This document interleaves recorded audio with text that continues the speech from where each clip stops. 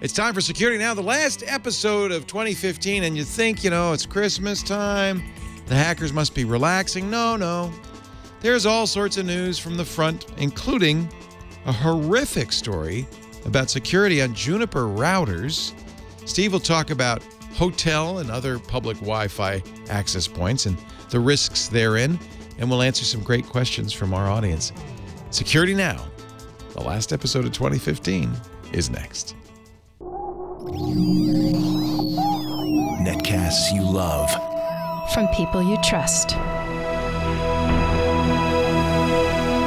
This is Twit. Bandwidth for Security Now is provided by CacheFly at CacheFly.com.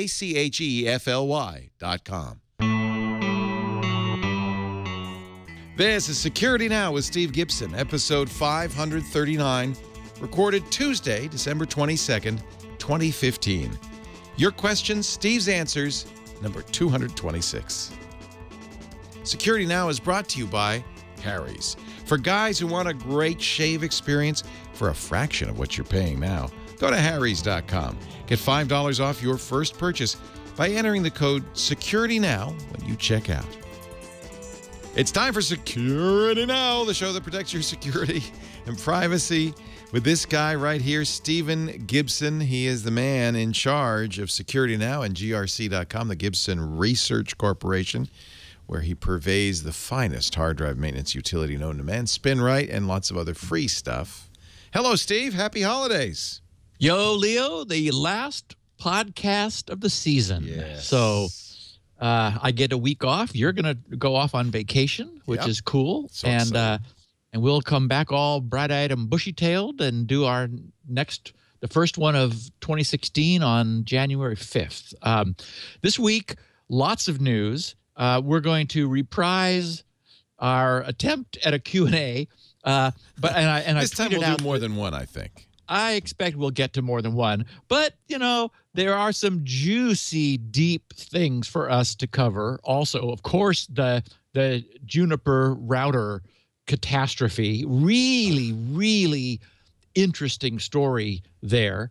And I want to talk about Oracle getting smacked by the U.S. Federal Trade Commission. What happens if you press backspace 28 times in a row when you're trying to log into Linux? I want to talk about what's apps run in with Brazil. A little note on some misreporting of Hillary's call for a Manhattan-style effort to break encryption, as unfortunately Ars Technica misreported it. Some update on web privacy via an interesting automated audit. Microsoft has increased the controversy over Get Windows 10 yet again. We have some miscellaneous stuff, and then questions. And I didn't even try for 10. I put 8 in because I figured, well, we'll just use them as filler with whatever time we have remaining after we deal with all of the main show content. And I did get your mail this morning. I was going to ask. I didn't mean to add new content. No.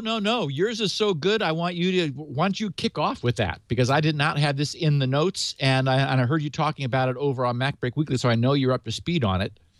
Yeah, and I wanted to get your input on it because, A, I wanted to see if this actually made sense. It is a year-old article from a Dutch journal, and I am not going to attempt to pronounce the Dutch. So for what it's worth, for our listeners, before you explain what it is, I listened to you explain it, and it is 100% accurate. Okay. Everything that you said makes sense, and it is a perfect snapshot into the vulnerability of any public non-encrypted Wi-Fi. Well, and then I also want to ask you about my solution, but let me show you this. What's nice is this was translated to English from the Dutch Day correspondent, and the author of it, here I go, I'm going to ruin this, is Moritz Martjen. But the title is probably good. Maybe better if you don't read this story on public Wi-Fi. We took a hacker to a cafe, and in 20 minutes, he knew where everyone was born, what schools they attended, and the last 5 things they Googled. And he did it with a hardware device And I'm not sure what the hardware device is. They simply describe it as a small black device about the size of a pack of cigarettes with an antenna on it. And he did really kind of some clever stuff with it. He got the password of the Wi-Fi network, had the hardware device join the Wi-Fi network, then had his computer, probably using, I don't know what software, but some software on the computer, to then see all the devices on the open Wi-Fi access port, but more than that, to also see which other Wi-Fi networks the devices were previously connected to. I thought that was interesting. Yep. And then using that to do a man-in-the-middle by spoofing those pre-connected networks, their home networks or whatever. It was fascinating. I presume it was a man-in-the-middle attack. It's hard to, this is an article designed for kind of a general public, so it's not very deep in the technical details. But essentially, as far as I can tell, and I guess you've read it, and so you can confirm this if it's true, it looked like he made a man-in-the-middle using a spoofed Wi-Fi access points, and then was able to see a whole lot of stuff, including people's previous searches, and scanning for names, passwords, sexual orientation. He found a woman who had just recently moved to Holland, and she was searching for health information, all sorts of stuff, where she was born, where she studied. She has an interest in yoga. She's bookmarked an online offer for an anti-snore mantra, recently visited Thailand and Laos, and shows a remarkable interest in sites that offer tips on how to save a relationship. So I read this and I got scared enough that I said, we're going to be on a boat. Normally, I tether or hotspot to my phone, and it's LTE instead of using an open access point. Usually that's faster, and that's safer, right? Right, absolutely. So I tether the phone and I use that. But on the boat, I'm not going to have a choice because we're at sea. We have to use the satellite internet provided by the boat. That is a viciously open Wi-Fi network because it's 5,000 other people on it. Yep. So I immediately went out, and I probably won't get it in time, and ordered a tiny hardware firewall. I've used these before. Hotspot VPN offers them. They're free if you subscribe for a year for $91. That seems like a good deal. And it's just one of those little Marvell or some other, small processor-based device that will join the Wi-Fi network or an Ethernet network. Establish a VPN tunnel. Establish a tunnel. To hotspot VPN. And then create either a Wi-Fi hotspot or another Ethernet connection. But it also can run a Tor connection through that as well. Which seemed like this is newer hardware, and so it can do more than the old hardware I had. And so that seemed like a good idea, yes? Yeah, I think so. So what is the problem with Wi-Fi is that it's like a hub, in the traditional wired Ethernet sense, where the way a hub worked is that any data coming in to any port of the hub was rebroadcast out of all the other ports of the hub. So it was very easy to do so-called promiscuous sniffing in order, basically any person who was just sucking in the traffic on their port of the hub was seeing all of the network's traffic. Now, this is not as easily done when you change to an Ethernet switch, because it intelligently learns on the fly what MAC addresses of devices are connected to which ports. Even if it's a few switches downstream, it still learns, oh, down this wire is this collection of MAC addresses. So ultimately, only one device is on a given switch port, and that switch, the Ethernet switch, has learned who to send that MAC address's traffic to. And so the beauty of that is that while they're not super secure, they're way more secure than a system which simply broadcasts everything on the network to every other person on the hope that someone somewhere is the recipient. So moving from hubs to switches was a great step forward. Well, in that sense, going to open Wi-Fi is a great step backwards, because we're back into radio, which is inherently promiscuous, so that everything anyone sends is in the air. And where there may be some segmentation, I assume on a sufficiently large yacht or boat or ship, that they'll have multiple, some VLANs or something. Yeah. Well, they'll probably have multiple access points and probably have those connected with a switch. So you may not be able to see the traffic of somebody at the other end. You know, if you're on the bow, you may not be able to get the traffic from someone on the stern, but you would certainly, and this is certainly the case in a single access point, coffee shop scenario, have access to all the traffic of everyone there. And what I liked about your stumbling over this story is that it takes us out of this sort of this theoretical, oh, well, yeah, ARP spoofing, maybe that can happen, or, access point spoofing, maybe. And very much the way Firesheep, we remember back in the days before Facebook, to name one prominent website, went to security, to TLS, HTTPS connections, where Firesheep was simply using promiscuous sniffing on open Wi-Fi to collect all the unencrypted traffic from everyone there. And what Firesheep was doing was grabbing the cookies which were being sent in the clear after the person had logged in to their service. So somebody would back then, Facebook would bring up a secure connection only to protect the username and password.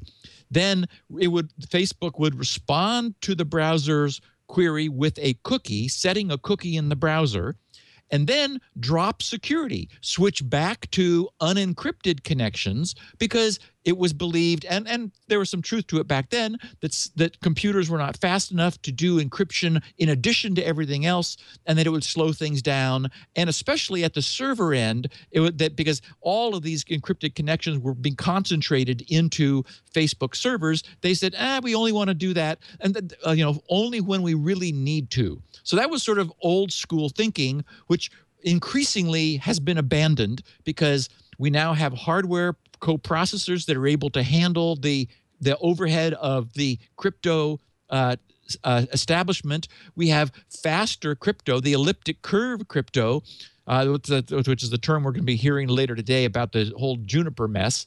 That's way faster than the traditional RSA style handshake establishment. So we've had progress in crypto. We've had progress in machine speed.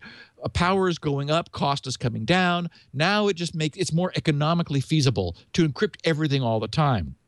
But even in that environment, it is still possible in a Wi-Fi environment to send a user's machine a disassociate packet, which is the normal connection shutdown for a Wi-Fi connection.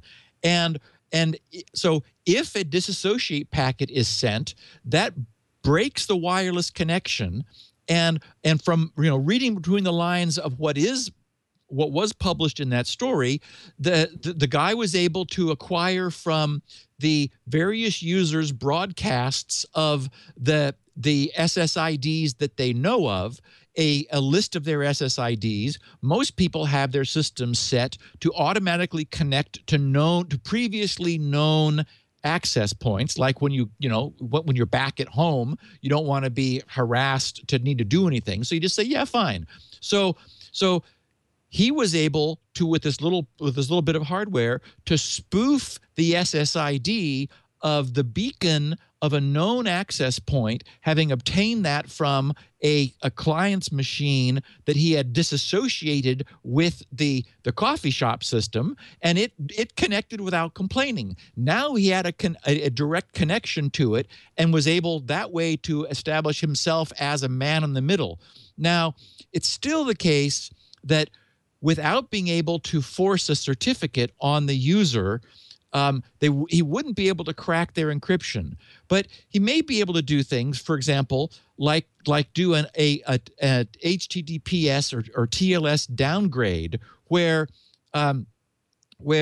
there would be some way to get that user not to use encrypted connections and then get non-encrypted traffic on the fly and start gathering data. Yeah, because spoofing the certificate, there would be evidence of that. Yes, exactly. The user would be notified that the site they thought they were connecting to was trying to use a certificate that was not known to their browser, and browsers used to let you push past that. Now it just says no. Nope. They're just sorry, go somewhere else.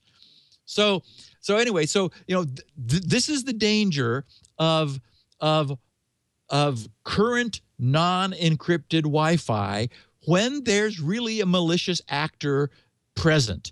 You can do the Firefox, the old Fire Sheep tool.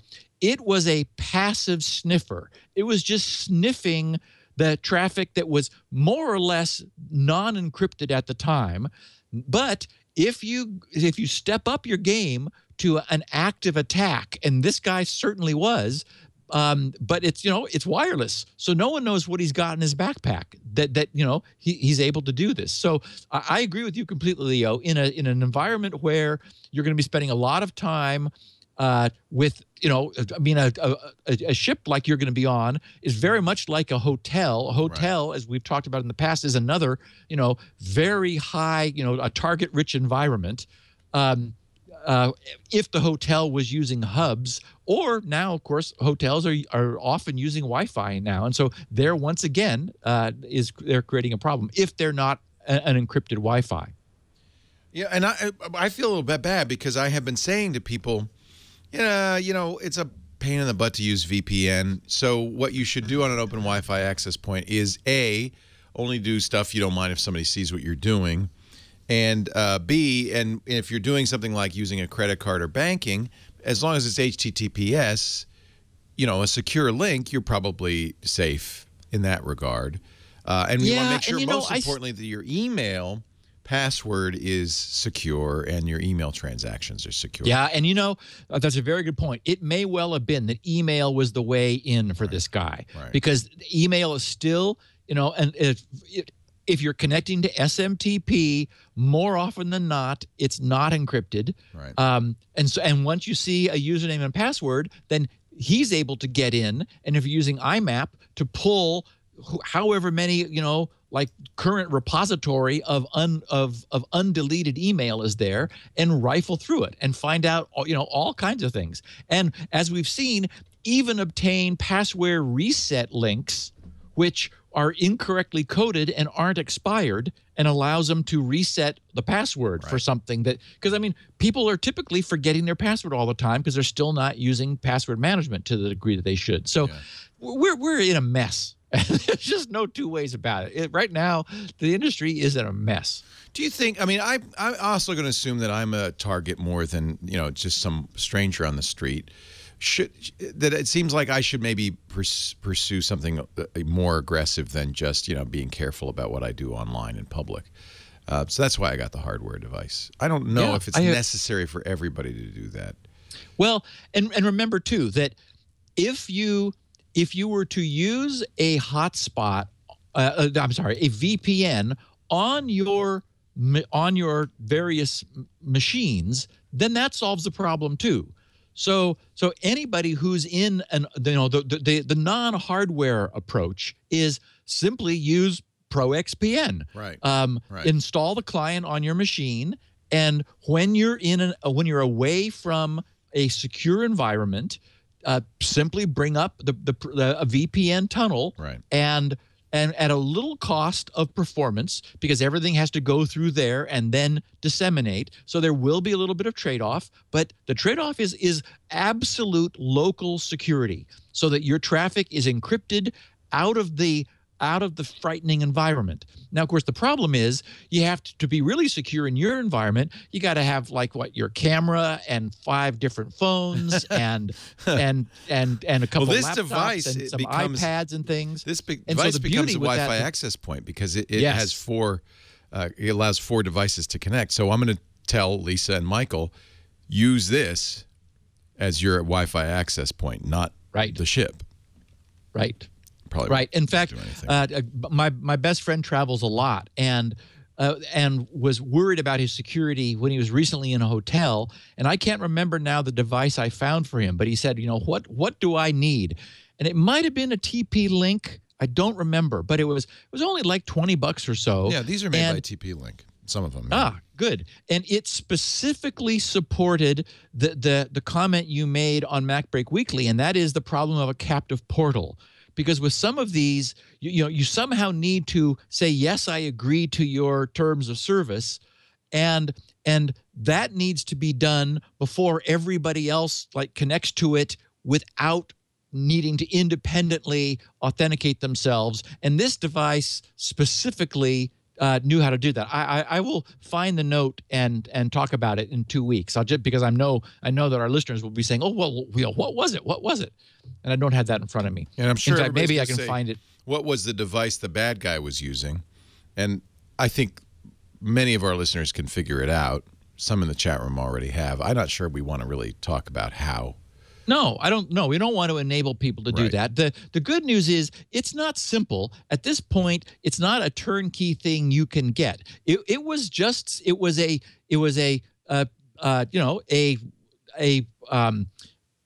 and these are available. It was a wireless Wi-Fi transmitter that gave the computer low-level promiscuous access to all of the radio. Most receivers in laptops won't do that, but you can buy some that are little USB dongles. I have one because I've been curious in the past, and I've poked around, sucking in all of the traffic at Starbucks, and it's an eye-opening experience back in the day. Not so much anymore because there is more security, and you need to go active in order to do this. But there are in the gray areas of the internet, all of this stuff is open source and free and available for someone who wants to pursue that. But it's kind of a multi-layer, multi-stage thing that uses some skill. It looks like. Oh yeah, you got to know what you're doing. Yes, what you're doing. Yeah. Yes. Thank goodness. So.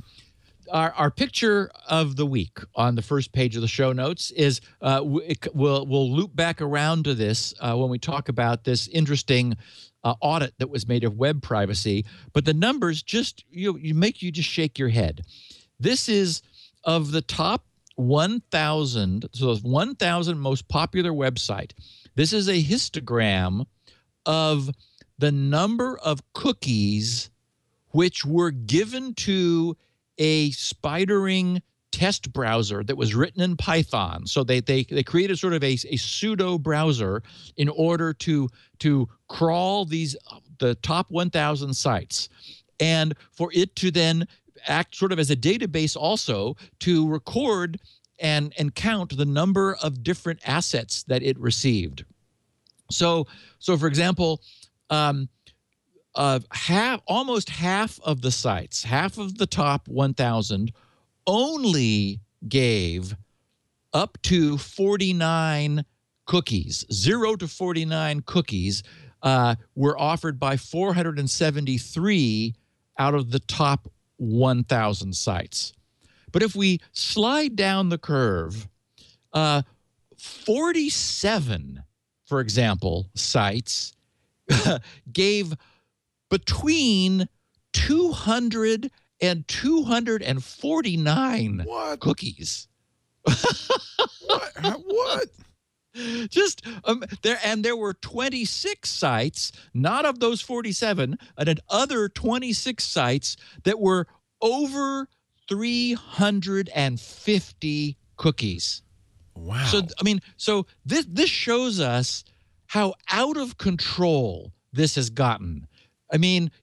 26 sites out of the top 1,000. That's not a lot, but 350 plus cookies from those 26 sites among the top 1,000. That's insane.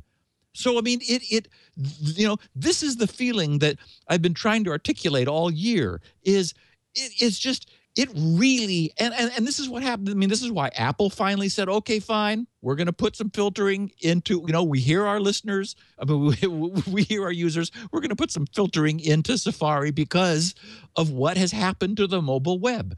Is, you try to surf these sites on a bandwidth constrained or bandwidth metered mobile device, and you're one of 47 of the top 1,000 sites that wants to give you up to 250 cookies. It's like, ow, that's going to slow things down. So anyway, it's a great audit. I'm not going to go through it in great detail, even when we get to it later in the show. But I do have a link for people who are interested because it's just eye-opening. Again, the problem has been, as I have said before, one of perverse incentives. There was zero cost, virtually zero cost for, and some minimal incremental benefit for sites to put more crap on their pages. And users bore the brunt, and the sites got little snippets of revenue from all these various parties that said, we'll pay you, we'll make a micro payment to you if you'll put this little bit of JavaScript on your page and provide you with, who knows what, instrumentation about, what's going on. And so they said, okay, yeah, fine. We're trying to support ourselves from traffic to our site. So, and this is what happens because there wasn't any pushback. It was increasingly slowing things down, but sites were making a little bit more money from each additional one of these things that they said yes to. So the good news is we're really beginning to look at it now, and there is there's some pushback. Okay. So our network-aware listeners will know the name Juniper. Juniper is right up there with Cisco as providing the major internet infrastructure backbone.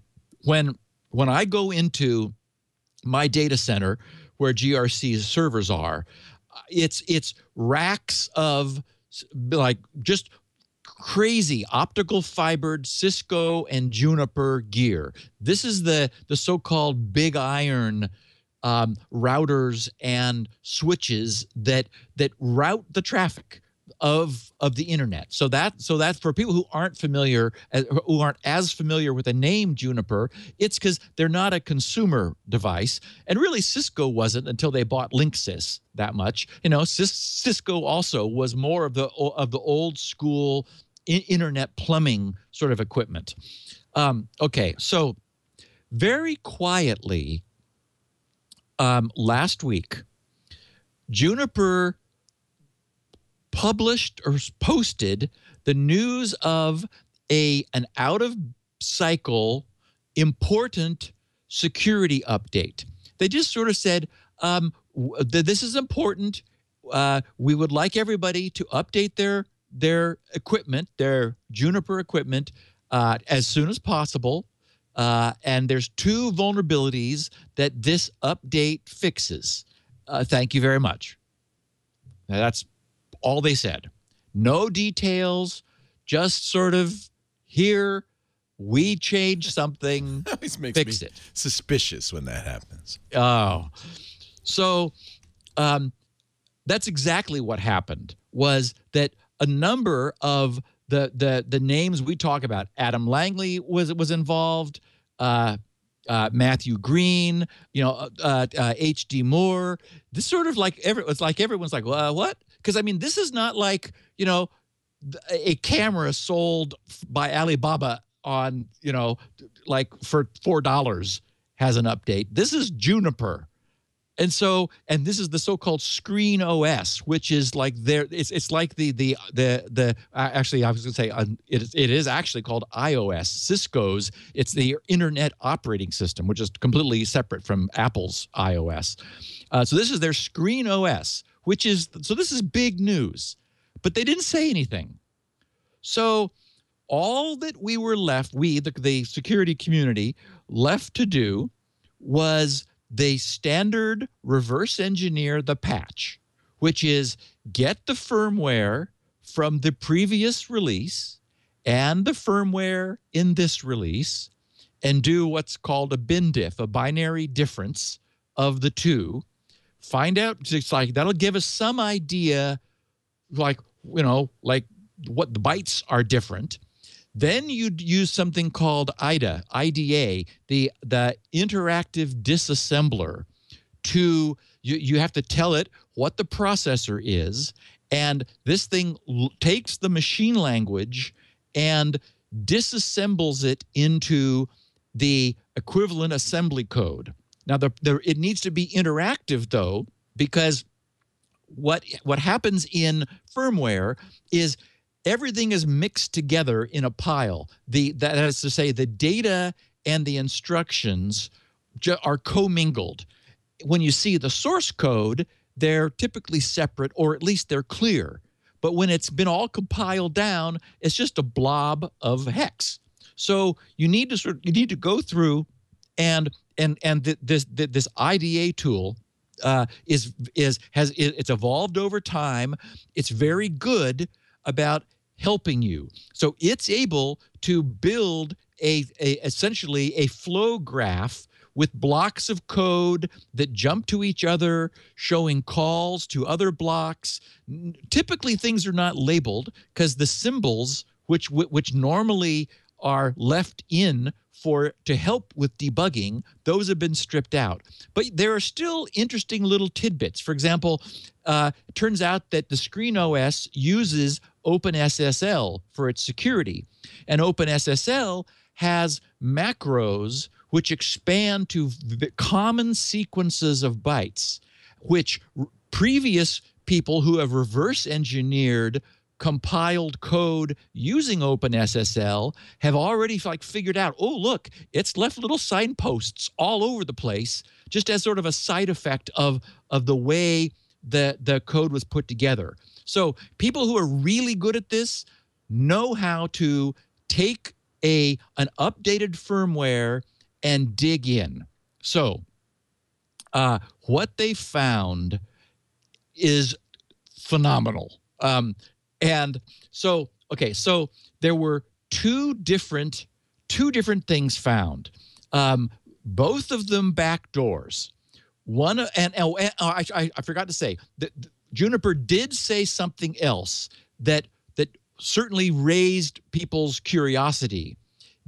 Juniper said, we have found unauthorized code, that is unauthorized source code in our master source, meaning that what Juniper confessed was somebody without their authorization somehow got into their Juniper's master source code repository and made some changes. So this all happened in 2009. So this is 6 years ago, and some sort of a review that Juniper did.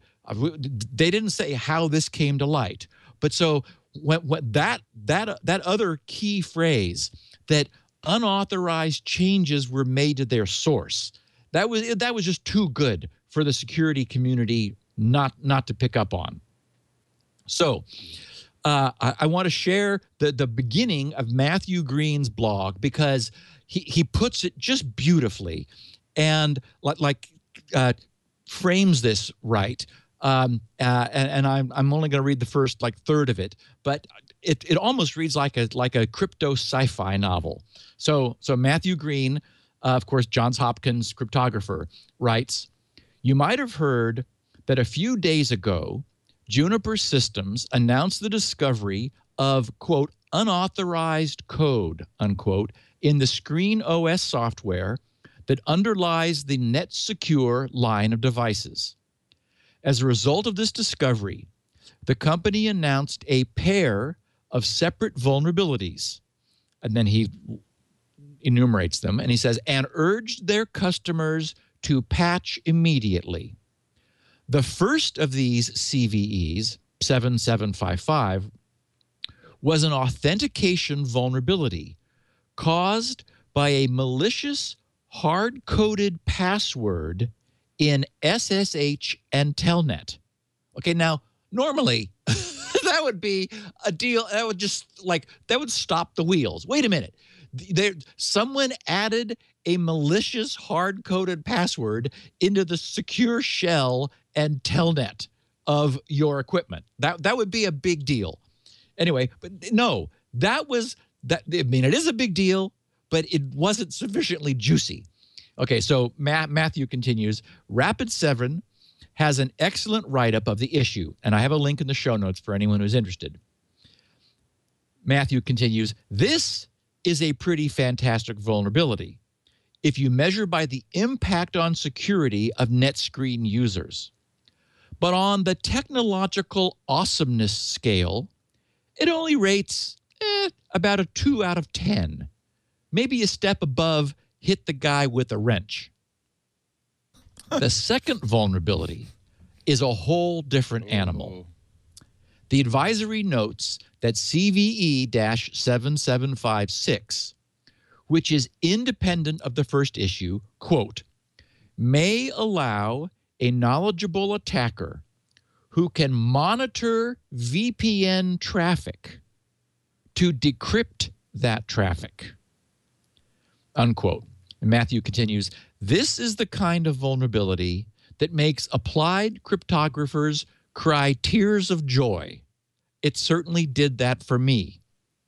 And then he quotes in his blog posting his December 18th tweet from 4 days ago, where he said, I'm really invested in the idea that this Juniper encryption vulnerability is going to be amazing, like flame level amazing. Oh boy. That's what Matt tweeted 4 days ago.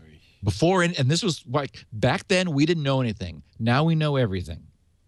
So he continues, and while every reasonable person knows that you can't just drop passive decryption vulnerability and expect the world to go on with its business. So let me just make sure we understand where we are at this point. What Juniper said was that a knowledgeable attacker could passively monitor Juniper's VPN traffic and decrypt it.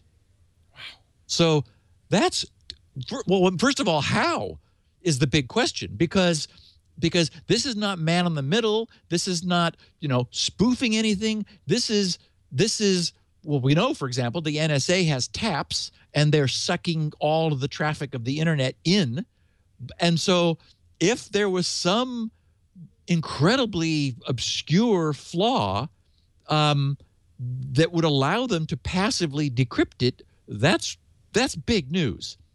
So he says, while every reasonable person knows you can't just drop passive decryption vulnerability and expect the world to go on with its business, this is exactly what Juniper tried to do. Wow. Since they weren't talking about it, it fell to software experts to try to work out what was happening by looking carefully at firmware released by the company. Now, says Matthew, I want to be clear that I was not one of those software experts. IDA, Interactive Disassembler, scares the crap out of me, he wrote. But I'm fortunate to know some of the right kind of people, like Steve Checkaway, who I was able to get on the job, mostly by encouraging him to neglect all of his other professional obligations. I also follow some talented folks on Twitter, like H.D. Moore. Of course, H.D. Moore is the original father of Metasploit, the whole Metasploit framework, and Ralph Philip Weinman. So I was fortunate enough to watch them work and occasionally, I think, chip in a helpful observation. And yes, it was worth it. Because what Ralph and Steve and the rest found is beyond belief. Ralph's excellent post provides all of the technical details, and you should honestly just stop reading now and go read that. And I have a link in the show notes. But since you're still here, the TLDR is this. For the past several years, it appears that Juniper NetScreen devices have incorporated a potentially backdoored random number generator based on the NSA's dual EC DRBG algorithm, which we've talked about in the past, but I'll remind our listeners what that is in a second. At some point in 2012, so there was a reference to 09 and now here 2012. So it may have only been the past 3 years. The NetScreen code was further. Oh, okay, right. There were two changes. There was the 09 problem and then 2012. The NetScreen code was further subverted by some unknown party so that the very same backdoor could be used to eavesdrop on NetScreen connections. While this alteration was not authorized by Juniper, it's important to note that the attacker made no major code changes to the encryption mechanism. They only changed parameters. This means that the systems were potentially vulnerable to other parties, even beforehand. Worse, the nature of this vulnerability is particularly insidious and generally messed up. Okay, so enough of what Matt wrote. So here's the deal. We talked about previously, and for several weeks running, the revelation about the so-called dual EC DRBG. This was one of four, I think it's four, might have been three, maybe four, official NIST formally approved, National Institute of Standards and Technology. These are the algorithms you should use if you want random numbers. And the listeners who've been following the podcast for a long time will remember the controversy when and it must have been, was it post Snowden? It may have been Snowden related revelations that the company RSA received a chunk of money. I want to say $1 million. It's been a while. I don't remember the dollar amount from the NSA to this was never proven, but the allegations were that they received this money a long time ago to make this the default for the RSA in sort of industry standard crypto toolkit that RSA sells. And I have one. You have it on the shelf behind you? Yeah, I do. Wow. I can't. Be Safe. It was called Be Safe, and I bought it from them years ago. And actually, after this was changed, so mine was safe, but I wouldn't have used the defaults anyway. You know me, I would go through and pick exactly what I wanted. This algorithm was the default. In 2007, some security researchers discovered a fundamental vulnerability in the algorithm. The algorithm has two constants. It uses two constants, P and Q, and they are supposed to be chosen at random. And those represent some points on the elliptic curve such that when you use those, this DRBG, the digital random bit generator, is a pseudo-random number generator. So we know what it means. It means that from a given starting point, it then follows an externally unpredictable path as long as you don't know these secrets, as long as you don't know what those constants are or the internal state of the algorithm. That is its starting condition. The idea being that you're not supposed to be able to reverse engineer its state from what it puts out. What they discovered is that if P was related to Q by a secret constant, that is, if they weren't independently chosen at random, but if they were deliberately chosen so that there was technically it's a finite field multiplicative relationship between the two, where you multiply a secret number E by P and then do modulus the field size, and that becomes Q. If that's the relationship, that is, if they're not random, then what they figured out was taking a very small bit of the output, an attacker who knew there was a special relationship between P and Q could very quickly, with a tiny bit, as 30 bytes is the number that has been recently quoted, they could figure out the state of the algorithm and then predict all future random output. Now, so that was known about DRBG. What Juniper did was just change Q.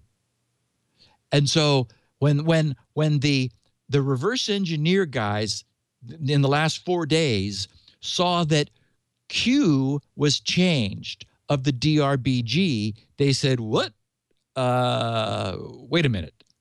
So what had happened was somebody got in 2012 and changed that one 32-byte constant to something else.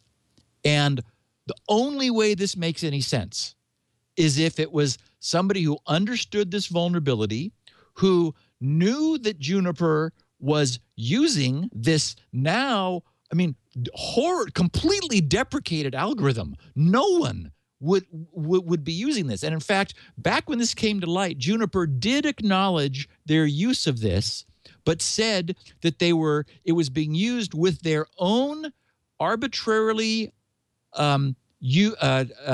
arrived at constants and not in any place where it could cause a problem. So it was sort of a non-issue. Still, it's like, okay, why is this still in there? But, as we know, the industry tends not to change things that it doesn't really have to. So they left it alone.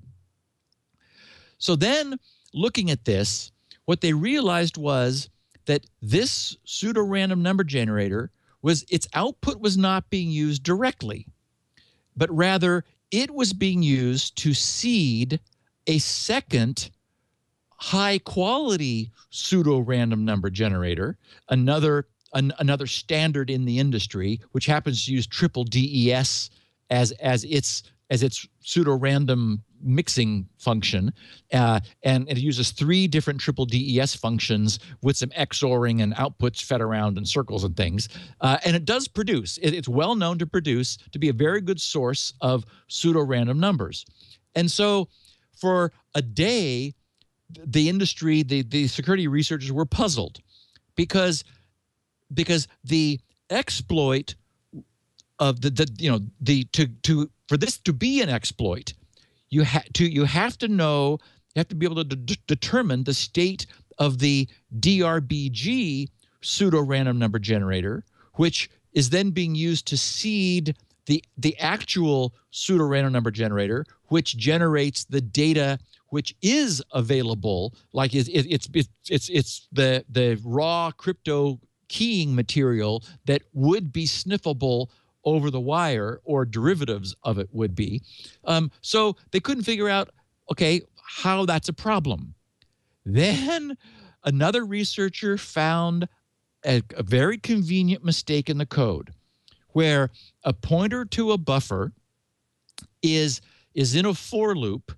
When the code is first loaded, that buffer the buffer pointer is set to 0. And the for loop increments it by 8, checking to make sure that it is less than or equal to 31. So it runs that loop 4 times, moving this buffer pointer forward by 8 each time to essentially copy 32 bytes from one place to another. The mistake is it is never, and I should say, and that data is coming from, that is the output of the DRBG into the reseeding of this next pseudo-random number generator. The mistake is it is never again reset to 0. So all reseeding of this fails, and the result of the second pseudo-random number generator isn't used. Instead, the direct output from the DRBG is used.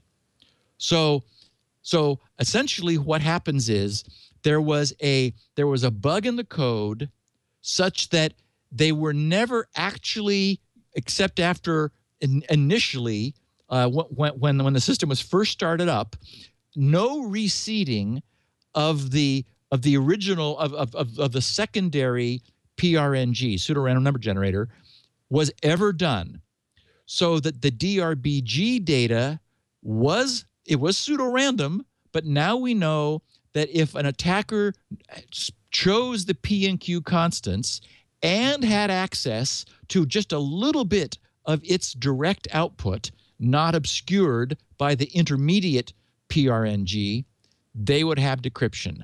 And that's what was found. A bug in the code that allowed this bad and completely deprecated DRBG algorithm to have its data exposed in VPN and presumably other connections, all of the various entropy that the router was using, such that somebody who knew the change, knew of the bug, knew that this was there and what was happening, would be able to do passive, just sniffing decryption of all the VPN traffic. I mean, it's like crypto sci-fi. I mean, it's like we never see this. And so, and how long has this been going on until now? They patched it now, right? Patched it now for 3 years. 3 years. This constant was changed in 2012. So nobody's known about this for 3 years. But if you're using Juniper equipment, people could have been watching you for 3 years. Yes. Wow. Yes. And we don't know who. We don't know if it was a foreign state actor. We don't know if it was our own intelligence services. There is no record of it. No one knows. Hence, as far as we know, Juniper doesn't know. As Renee pointed out, of having a backdoor in something. Backdoor can be used by anybody who discovers it. Yes, and in fact, Matthew, toward the end of his blog post, and I have a link also in the show notes for anyone who wants to read the whole thing, notes exactly that. He says that he's been running around all over Washington trying to explain to politicians exactly this kind of thing. Yeah. Why, if there's a backdoor, there is just no way to keep it secret. There is no way to prevent it from the possibility of abuse. And so the nice thing is we just this just fell in our laps as an early Christmas present for all of us who want to make that point. And the question is, who made the change? Somebody made it, and there's just it was a little annoying back when we were first discussing this dual EC DRBG because the evidence was so circumstantial. It was like, and I remember somebody saying, oh, well, $1 million isn't much to RSA. Oh, but RSA of that day, that was 1 quarter's worth of their revenue back then. So that was in the early days when they were much smaller, and they never changed the default after presumably or allegedly receiving a payment from someone, we believe the NSA, to make this the default. And so, this thing still lives. If these people used OpenSSL, I wouldn't be at all surprised if they also used the Be Safe package from RSA and built it in, and left with the default. Well, and it might not be malicious. Yeah, it might have just been, they use the default. Well, you could trust RSA, right? Well, except that the change of the parameter, that's the difference.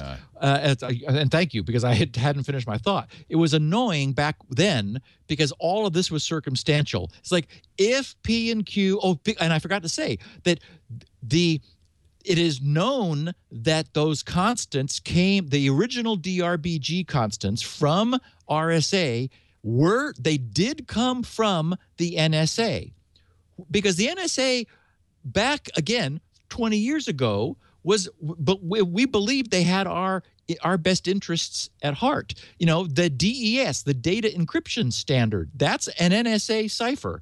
And we believed that the NSA had, and maybe at some point it was true, the best cryptographers in the industry, in the world, and they may still today. But so there was no documentation of where that constant came from. For example, you want a perfect solution would be to take a passage from the Bible and hash it, and that be the P constant, and a different passage and hash it, and that be the Q constant. Because what that would enforce is that P and Q were not deliberately chosen.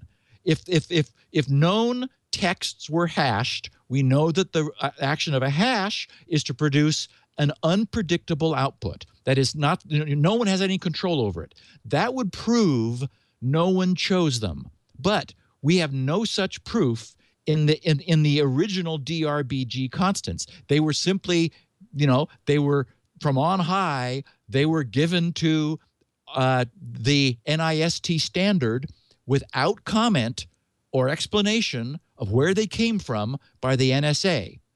So that's why when the researchers then discovered that if they were deliberately chosen, if there was a special knowledge of their relationship, that would allow this pseudonumber random generator to be cracked. And again, same rule applies here. If it were possible for only the NSA ever to possibly know that, then okay, there's a backdoor that only they could have access to. Except that we've just demonstrated it's math. It's not possible for these secrets to be kept. And so the point was that there we never had any formal proof of exploitation. All we had was strong suspicion. Now, what's different today is that Q was changed 3 years ago, by probably a malicious actor, and other subtle bugs in the code allow the direct output, basically bypass an intermediate security stage, which is that inline secondary pseudo-random number generator, to directly expose the DRBG's output. And that's the prerequisite for being able to reverse engineer its state and then decrypt everything that piece of hardware does until it's rebooted. And then you have to wait a little bit, and then you can start again. Just incredible. Yeah, no kidding. Really, really cool. Yeah. So you can imagine, this is just like, as Matthew said, this is what applied cryptographers live for, is like just a cool super mystery like this. Well, we'll never know, I don't think. No, we won't know more, but we will. But we do know that here's another example. Basically, a backdoor was found in a core internet backbone device, and then how was this done? Because it's been assumed that the NSA may be infiltrating deep sleeper agents into key internet-oriented companies, and they have their own agenda, which it just never becomes public. Unfortunately, this is the world we live in. It sounds like science fiction, but somehow a constant got changed in their source. Wow. So Oracle was smacked recently by the FTC over, believe it or not, Java's security. There was a complaint that was settled essentially because the FTC, the U.S. Federal Trade Commission, was charging that Oracle deceived consumers about Java software updates. So that is like the security of them. And that the company will now be, as a part of the settlement, will be required to notify consumers of risk, of the true risk of Java, and provide tools to uninstall insecure older versions.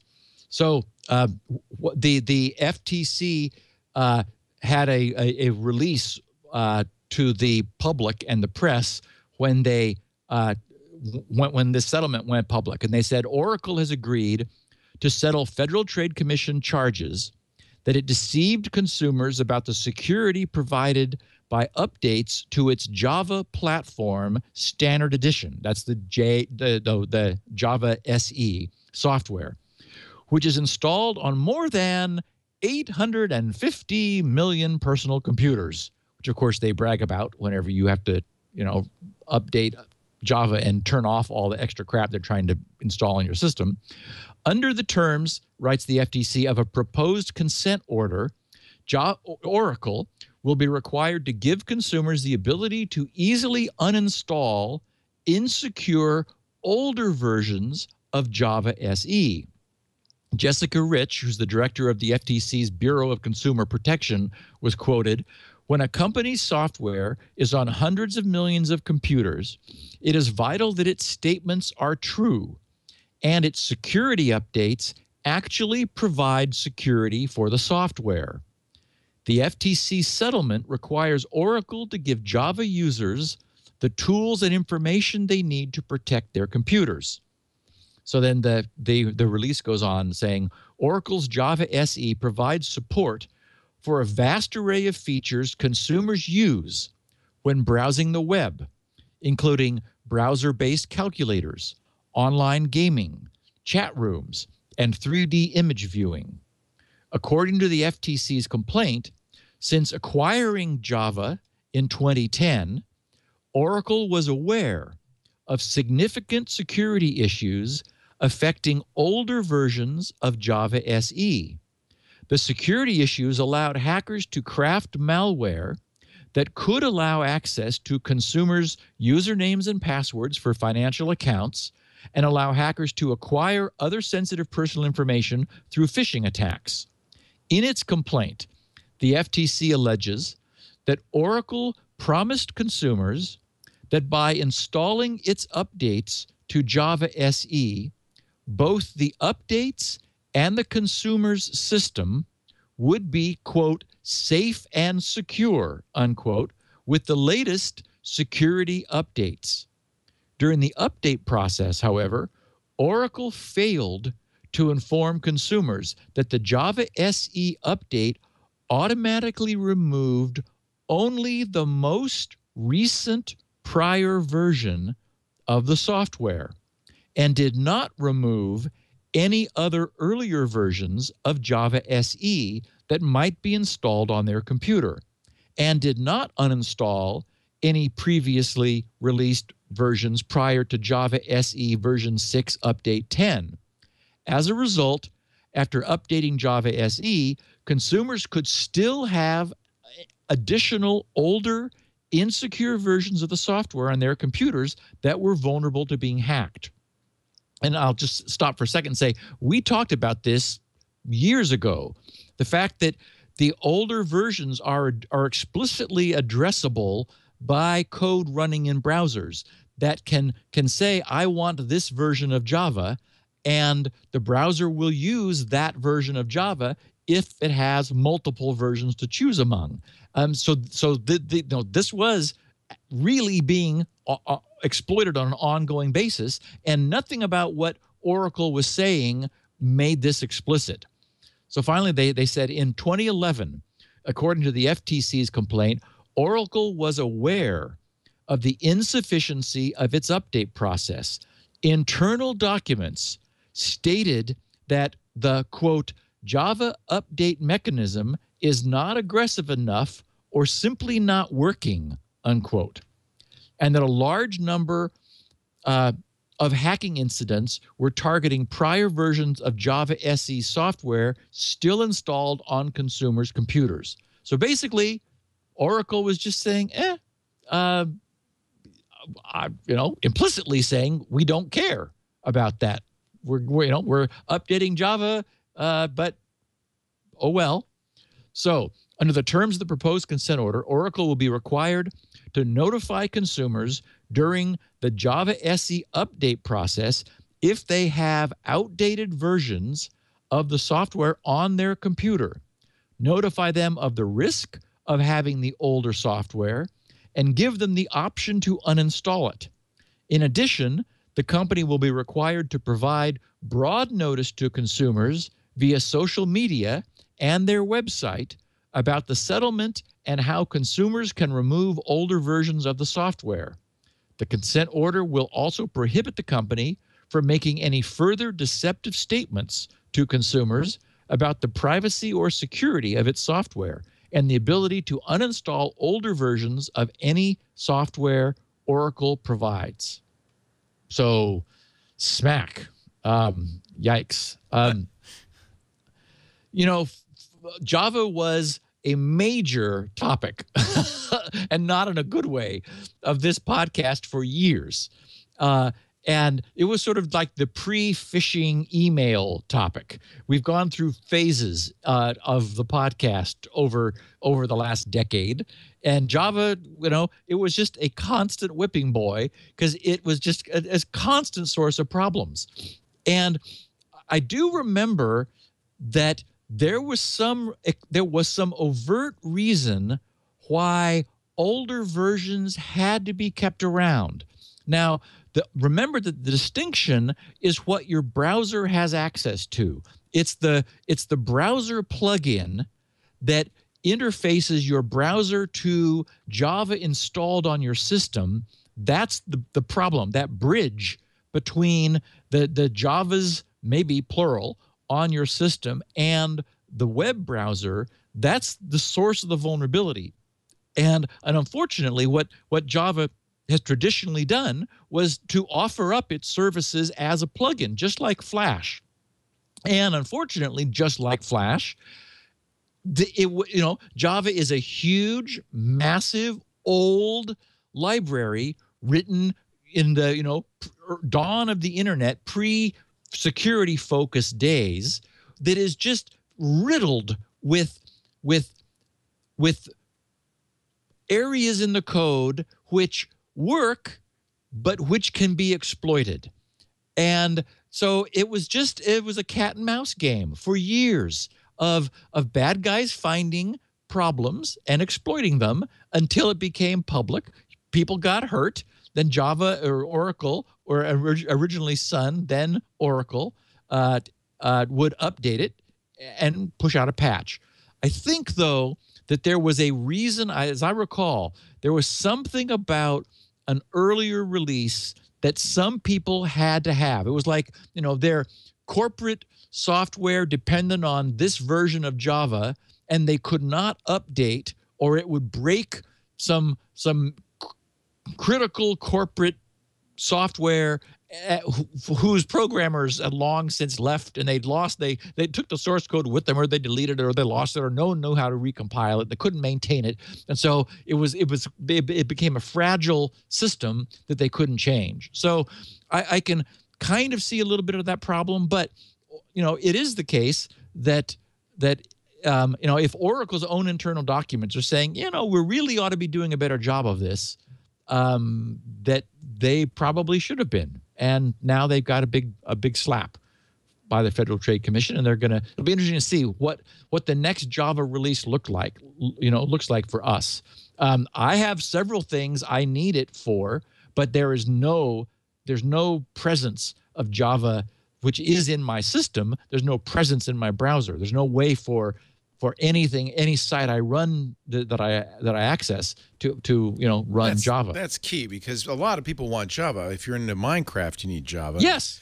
So, yes. but as long as you don't, example. As long as you don't have it launch in the browser, you turn it off in the browser, you're safe, right?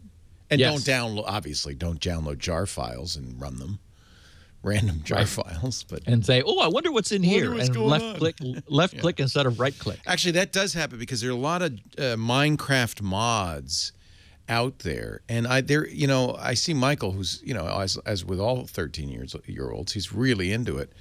He'll just download anything from anywhere, and there are modifications for Minecraft, but of course they could be anything. We don't know. I mean, it's just and as it becomes more popular, it becomes a larger target. Yeah. That's why I made him a limited user in Windows. Nice. Yeah. So, okay, this was fun. The industry got a kick out of this. The good news is it's not a remote exploit for Linux. It is a local exploit only, but Ubuntu, Red Hat, and Debian all immediately released emergency patches. So GRUB is the abbreviation for Grand Unified Bootloader, GRUB, and we're at GRUB 2 now, which is used by most Linux systems to boot the OS. And so what you get is a password prompt from GRUB saying, what's your password? And then we will go ahead and boot your Linux. Well, it turns out that there was an innocent buffer or integer underflow. And in the GRUB code, it had been in there since GRUB version 1. Oh my God, this is where I got 2009 in my head. Sorry. Well, it was 2012 for Juniper. It was December of 2009 for GRUB version 1.98.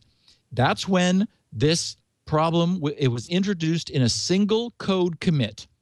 And since 2009, anybody who, when presented with that GRUB password bootloader prompt, if instead of guessing, they simply pressed backspace 28 times. That's all you have to do. Oh, that's funny. It crashes out of the prompting and launches the GRUB rescue shell, which allows unauthenticated, no authenticated access needed to the computer, with the ability to load another environment.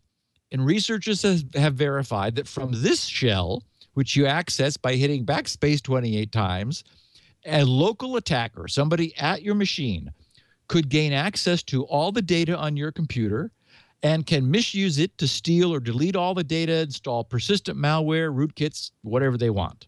So not good news. Again, only vulnerable at the keyboard, and the various major Linuxes, the distributions have all said whoops and updated to GRUB 2.03. I think that's it. Yeah. So under GRUB version 1.98 to version 2.02, this has been present, and so 2.03 or later, and this will not be a problem. But if you forget your password, just try hitting backspace 28 times. Maybe you'll get in. And I heard you talk about this over the weekend, Leo. It was sort of interesting, and also I got a kick out of the fact that Zuckerberg was making a comment, apparently from the nursery, after this happened, and that is that WhatsApp was banned by a judge in a lower court in Brazil for 48 hours, that is for 2 days, as punishment for refusing to allow law enforcement access to some encrypted communications that they wanted. So this is interesting in this, the dance that we're beginning to see start in 2015 that I have very little doubt is going to be playing out next year through 2016. Reuters picked up on this. There was an update posted to the original story because the blockage or the ban was overturned by a higher court, by an appeals court, after only 12 hours. Yet some interesting numbers came out of this. So after about 12 hours, I'm paraphrasing from the Reuters report, a Brazilian appellate judge on Thursday ordered the lifting of a 48-hour suspension of the services in Brazil of Facebook Inc.'s WhatsApp phone messaging application, overturning an order from a lower court. The interruption of WhatsApp's text message and internet telephone service caused outrage in Latin America's largest country, where the country estimates it has 100 million personal users, and led to angry exchanges on the floor of Congress. WhatsApp is installed on 92.5% of Android devices in Brazil, making it the single most installed app in the country, according to an internet intelligence and marketing company, SimilarWeb. By comparison, the rival messaging system Telegram noted on Twitter that it had received 1 million downloads in Brazil in one day due to the outage. Telegram was installed on 2.35% of Android devices before the blackout of WhatsApp, and Facebook Messenger on 74%. So that's pretty much the story. A judge in an industrial suburb of Sao Paulo had ordered the suspension of WhatsApp services from midnight on Wednesday for 48 hours. And that order was made after WhatsApp, despite a fine, failed to comply with 2 judicial rulings to share information in a criminal case. Then the judge who overturned the lower court order said, quote, "Considering the constitutional principles, it does not look reasonable that millions of users be affected as a result of the company's inertia to provide information." However, this overturning judge then recommended that a higher fine be imposed on WhatsApp. So it's not like they were off the hook, but rather, don't do it this way. Let's just fine them more. So the Reuters story ends by saying the incident highlighted growing international tensions between technology companies' privacy concerns and national authorities' efforts to use social media to recover information on possible criminal activities. And then Zuckerberg said, "Until today, Brazil has been an ally in creating an open internet. I am stunned that our efforts to protect people's data would result in such an extreme decision by a single judge to punish everyone in Brazil who uses WhatsApp." And then finally, according to Band News TV, the criminal case involves a drug trafficker linked to one of Sao Paulo's most dangerous criminal gangs. The trafficker allegedly used WhatsApp services while committing crimes, and the court wants access to his communications with others. And then WhatsApp has said that it was unable, not unwilling, to comply.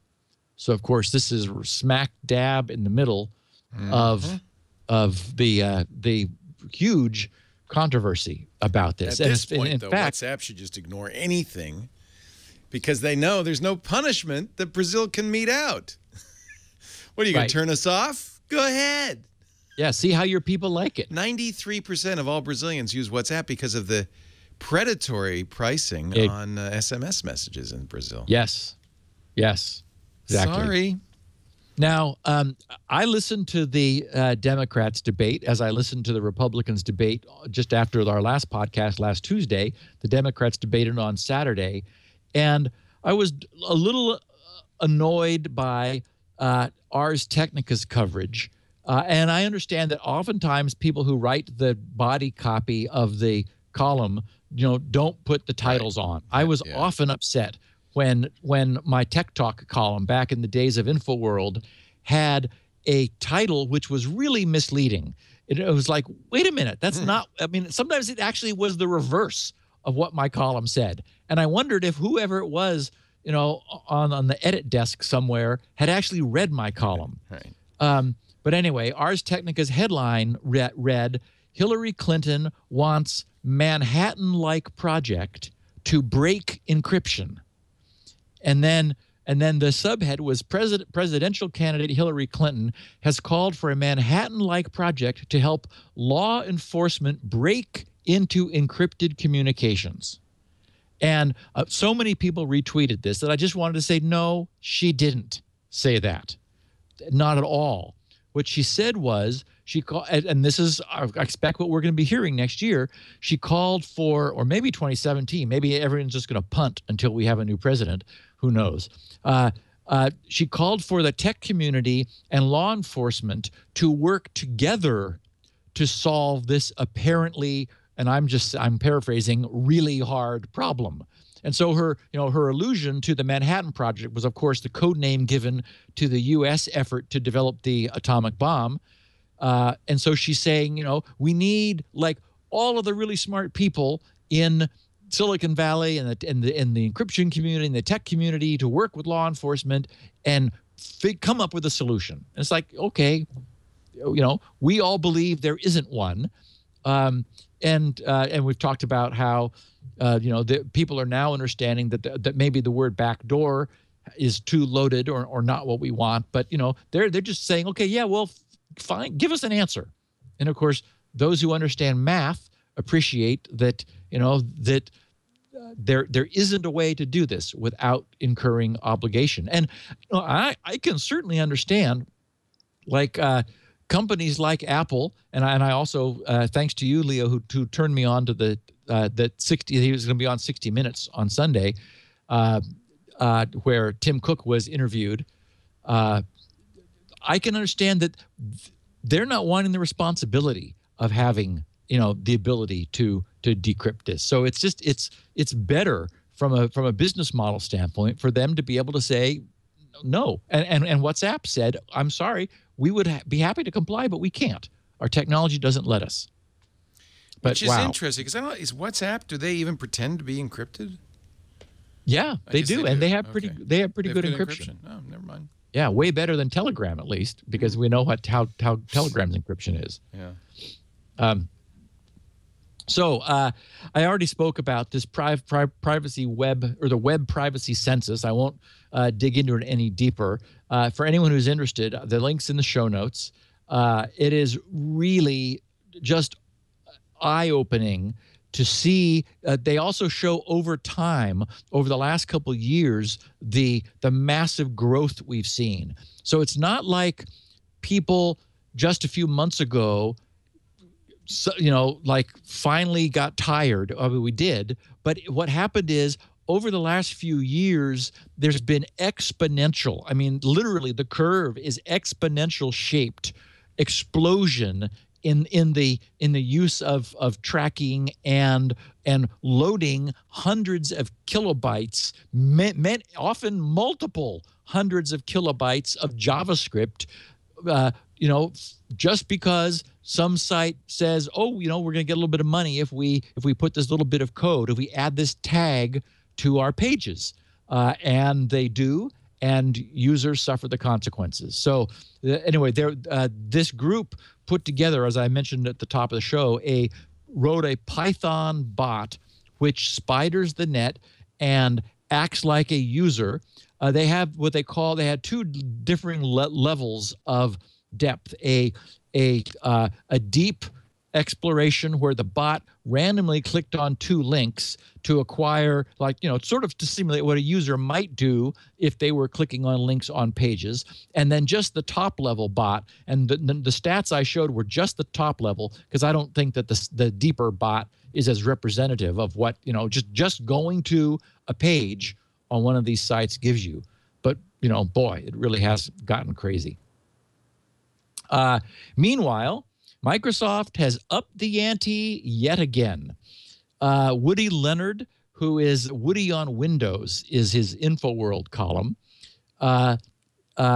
He said the title of his column was Microsoft narrows Win 10 upgrade options to, and this is just great, the dialogue that comes up now has two big buttons on it. The left one says upgrade now. The right one says upgrade tonight. Instead of either now or tonight. Yeah, you got to. We're giving you a choice. Oh man. Well, we took away no thanks. Now it's upgrade now or upgrade tonight. And so he says Microsoft's nagging Get Windows 10 campaign has hit a confusing new low, and user backlash is vocal. And he wrote, it's hard to imagine that any marketing campaign worse than Microsoft's ongoing Get Windows 10 debacle. Yeah, I agree. Microsoft is pushing hard for Windows 7 and 8.1 customers to upgrade to Windows 10, and the backlash from users has been vocal and very negative. He notes that paying Windows 7 and 8.1 customers have been subjected to surreptitious installation of a potentially unwanted program, GWX, starting way back in April, which of course we talked about, when people were worried it might be malware because they'd never seen Microsoft offering an upgrade and they were suspicious, rightly so. Then incessant nagging by a balloon notification in the system tray that, quote, your upgrade is ready, unquote. And remember, get your reservation, even though it's like, what? You're going to run out of bits? And then they were forced to download of a 3 to 5 gigabytes of unwanted installation files, which was done behind their back, again, surreptitiously.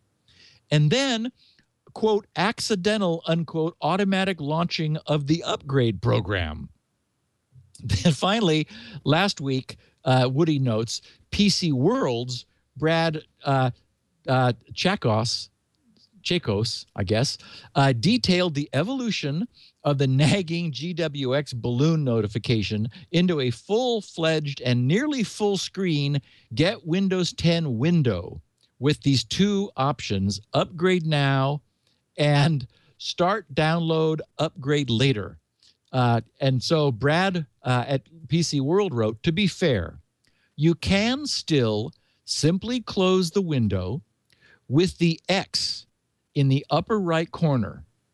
And if you click through the itty-bitty inconspicuous chevron, the little menu icon, those three little bars, on the upper right edge of the window, there may be a nope prompt somewhere further down the line. And he says, I closed the prompt before exploring the auxiliary pages. But having the only two large, clearly actionable options on a pop-up page both lead to a Windows 10 download feels inherently icky, like Microsoft's trying to trick less savvy computer users into downloading the operating system with tactics often used by spammers and malicious websites. So that's what it's come to. They really are determined to get people onto Windows 10. And you got to wonder why. I mean, I do. It's a pain to have to support older operating systems. The problem is a lot of people don't want to go. So, yep. Okay, miscellaneous. I know we're not doing any Star Wars spoilers. I have not yet seen it. I'm seeing it with Jen on the 28th. And I know you guys saw it, and you're biting your tongue. How long do we have to bite our tongues for? Forever. Like how Forever. Forever? Yeah. Okay. Ridiculous. At some point, it's ridiculous. Okay. What we'll do is we'll wait a few more weeks, and then at the end of the podcast, Yeah. I think that's. I was thinking about say this. Say tune out if you. Okay, so if you, yeah, Leo and I and the listeners who have seen it, we need to be able to talk about this. We can't be held hostage forever. Right. So at the end of the podcast, we will then have a Star Wars discussion, but not now. I can't wait. We did dying note, to and talk about it. I'm sure everyone knows that it broke all first weekend sales records in history, nearly $250 million in the first weekend, and worldwide I think it was at $500 million. So, and still going strong. It's all sold out around me until the week after Christmas. This is a movie you're going to want to see at least twice. Neat. Yeah. Neat. And boy, Leo, season 6 of Homeland finished. Oh. I'm sorry, season 5 of Homeland finished. God, I got my notes all tangled up. Are you a Homeland watcher?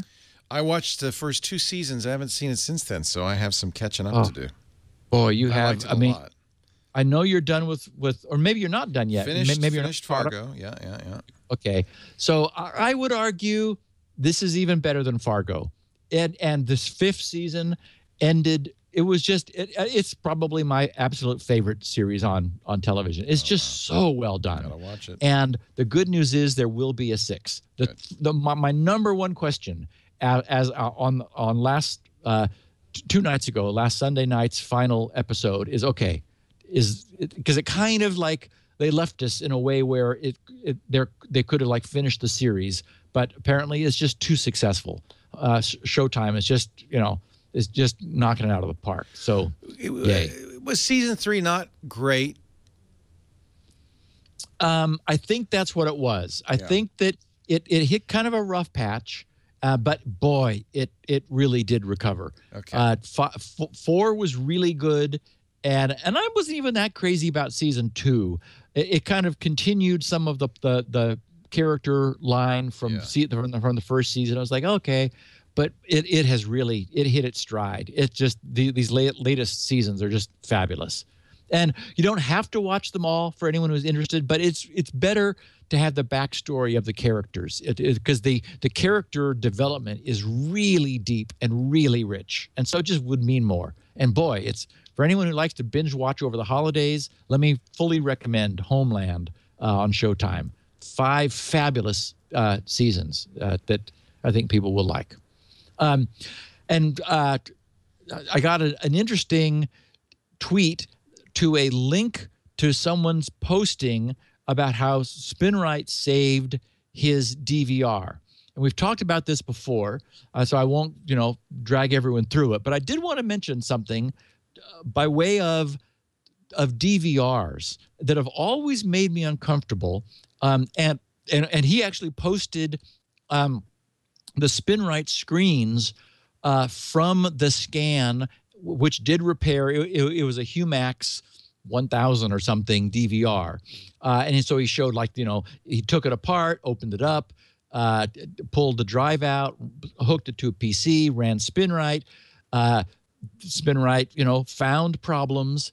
And now everything's working fine. The standard Spinrite recovery story.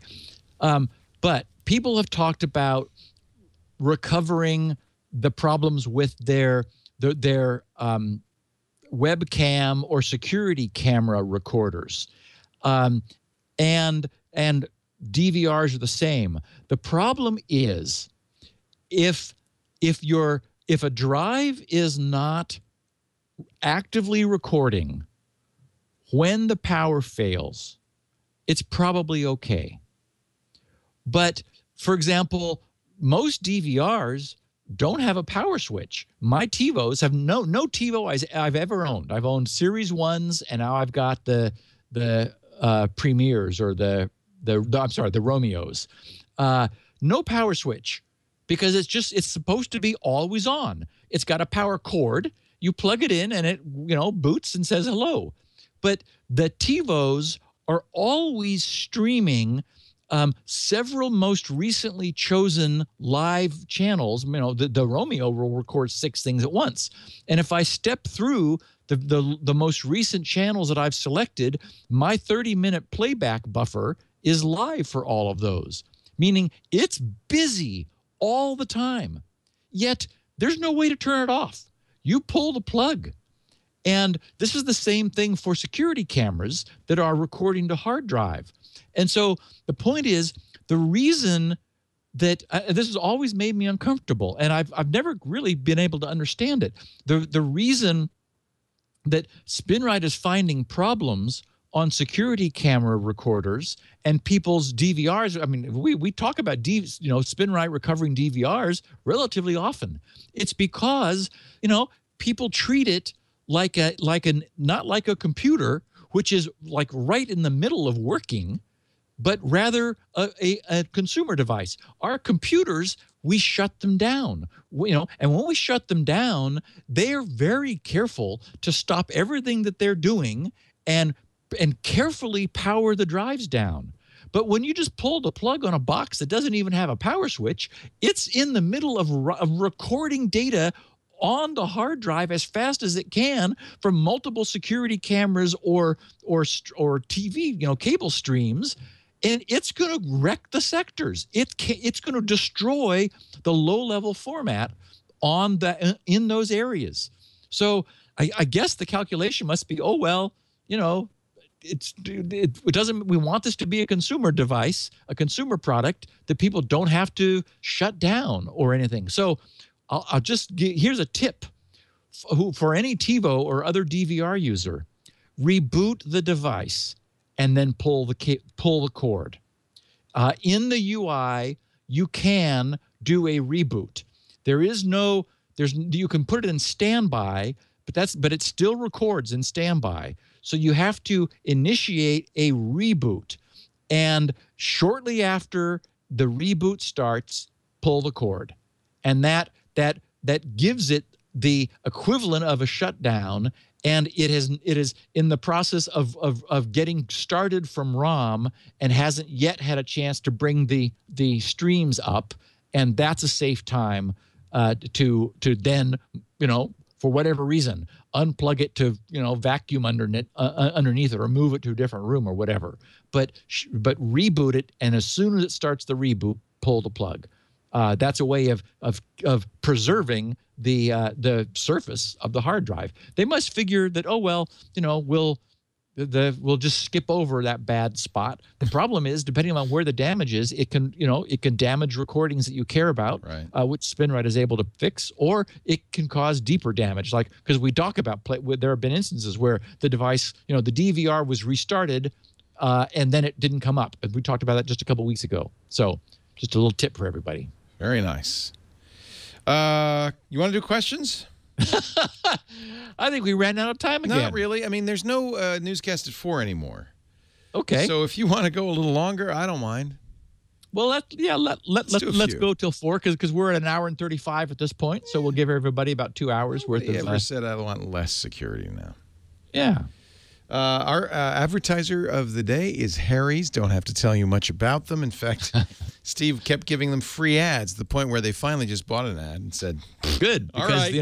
It's Christmas time. Yes, and in fact, it's a good time of year to give Harry's. Let me get my Harry's box out here. There's lots of great stuff for gifts. You can get a Harry's, the Truman Kit, the one Steve uses, for $10 with our offer code Security Now. And $10 you get a handle, 3 blades, the case cover, and the your choice of foaming shave gel or cream. And by the way, that's not a trial size; it's a full size. Harry's also has beautiful gift sets like the Winston copper-clad Winston winter set. And of course, the whole idea of Harry's is a great shave for a fraction of what you'd pay when you go to the drugstore or the grocery store to buy razor blades. Why buy them when you can have great blades delivered to your door for half the cost and free shipping? And so that's what I did. I went out, I got a Harry's kit. I used the very nice Harry's Winston set. In fact, I've got the new copper set now. Thank you, Harry's. And I like the shave cream, that comes in a tube, but you can also get the shave gel. They have a daily face wash, which I now use, is with peppermint and cooling peppermint eucalyptus.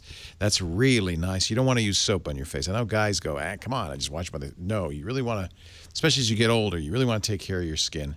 This gently exfoliates to remove impurities for deep, clean, natural ingredients like Peppermint and eucalyptus deliver a fresh, cool feeling. It's nice. It's very refreshing. There's also a Harry's aftershave balm. And if you don't like the cream, but you want the foaming shave gel, they make that too.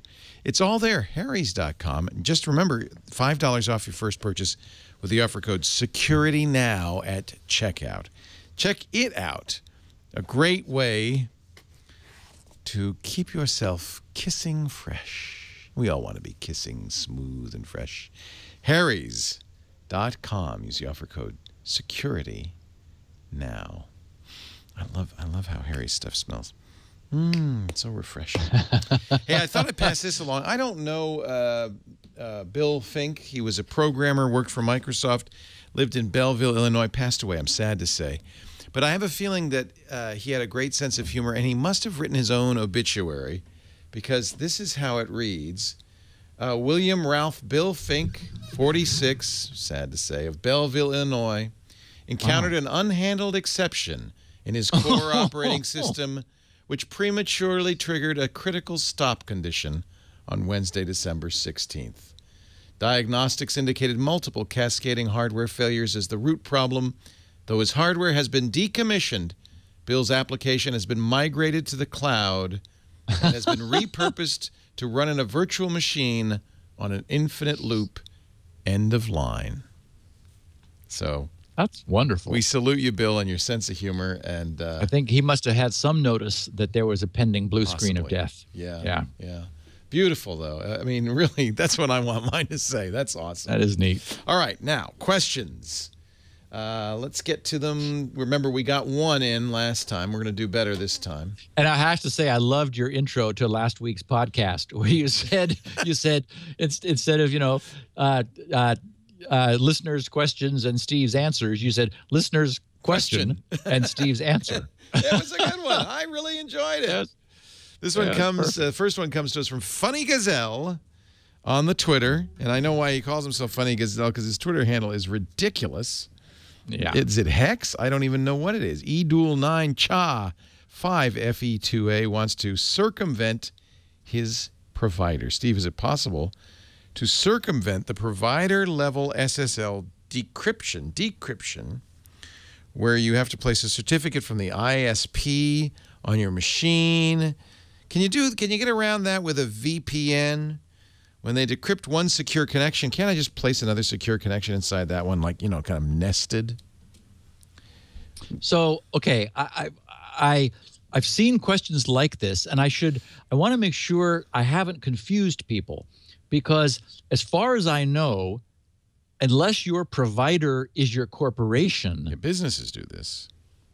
Yes, and of course we heard that Kazakhstan, which is is sort of a super provider. They want to do it, yeah. They were considering it, but to my knowledge, there is today no ISP who is requiring that you accept their certificate in order to use security on the internet. It's frightening, and that's why I've been talking about it, because it seems like in some future Orwellian universe that may happen, because it does represent an obvious choke point, right, where law enforcement could require ISPs to install monitoring taps, and then the way to do that would be for the ISP to take responsibility on a per subscriber basis for users putting certificates in their machine. That's going to be a day I hope we don't see for quite a while. But the answer to Funny Gazelle's question about a VPN is that, it's sort of two ways. First of all, a VPN done right cannot be intercepted. Now that's, Juniper's VPN done wrong notwithstanding. But a VPN done right will pass through like any connection that's being made. And it just, a VPN looks like a standard network connection. So so anything you do over it, whether you then add your own encryption, like with HTTPS, TLS, or not, or just email, everything is encrypted by that tunnel. The issue will be whether ISPs will then start blocking VPNs in order to get around, because it could be read as a means for their subscribers to avoid ISP-based taps. And so a VPN would definitely work. The problem is it would be encrypted, and it could very well be that, in some horrible Orwellian future, that subscribers at the user level are denied use of VPNs by ISPs. Again, that seems like a stretch. It's hard to imagine. But until then, even if encryption were what the ISP was doing, a VPN would solve the problem. Maybe law enforcement would attack the VPN providers and say, okay, if you're going to provide VPN services, you need to allow us to set up monitoring on your exit node, on the VPN and that's server. Why you use an internationally based VPN, right? Correct. Yeah. Preferably one in a nation that doesn't do that kind of thing, although I don't know how many nations will be around that don't. Yeah, after reading that Wi-Fi thing, I thought, I'm not worried so much about some Joe, trying to get into my stuff as I am about, a day when a government really once a government really decides to spy on its citizens, it's going to be really tough, frankly. Yeah. It's going to be very hard. And now's a good time to start listening to Security Now and develop the skills you need. Seriously, I'm not kidding. Seriously. Yeah. And I also told Lisa, I don't know if she's going to go for it. I want to get a gun and learn how to use it. But that's another story. Oh. She's always teased me about, I got a Glock somewhere in the closet and that kind of thing. And then as soon as I said I want to get a gun, she said, no, you don't. What are you talking about? Stop. No, you can't. So I think it was she was a little bluster. Vern Mastel with the Bismarck Public Library, Bismarck, North Dakota. I love that town because of public broadcasting. And Bismarck, North Dakota. He oversees a large public Wi-Fi network. Steve, I administer a public wireless system at the Bismarck Public Library. Consists of a Meraki router, 17 access points. It connects to the internet via a cable modem connected to our local cable ISP.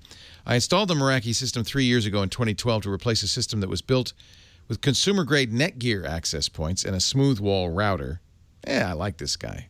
Yeah. He obviously knows what he's doing. I had become accustomed to the existing system, which could only tell me how many logins there were per month. I was not prepared for the wealth of data the new system would supply.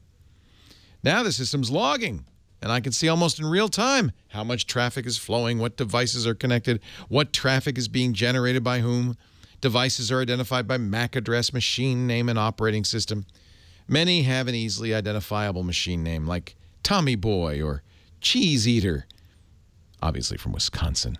It will tell me what access point a device is currently associated with. At the end of every month, I have a nice detailed report listing traffic by type like BitTorrent and Google Video, traffic by device and user, and by access point. Wow. When I discovered the extensive data gathering features, I asked Meraki, how do I turn that off? I didn't want to have user identifiable data in case the authorities ever came calling with a court order.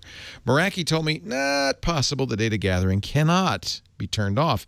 And I receive a DMCA warning letter at least once a month warning me about copyright violations on the cable connection. What a surprise. Given that BitTorrent alone accounts for about 10% of our monthly public wireless traffic, the real surprise is I'm only getting a letter a month. What, kids go to the library now to share music? Wow. So in my limited experience, my Wi-Fi is not an anonymous communications system. Finally, I'm astounded by the number of Wi-Fi hotspots that exist.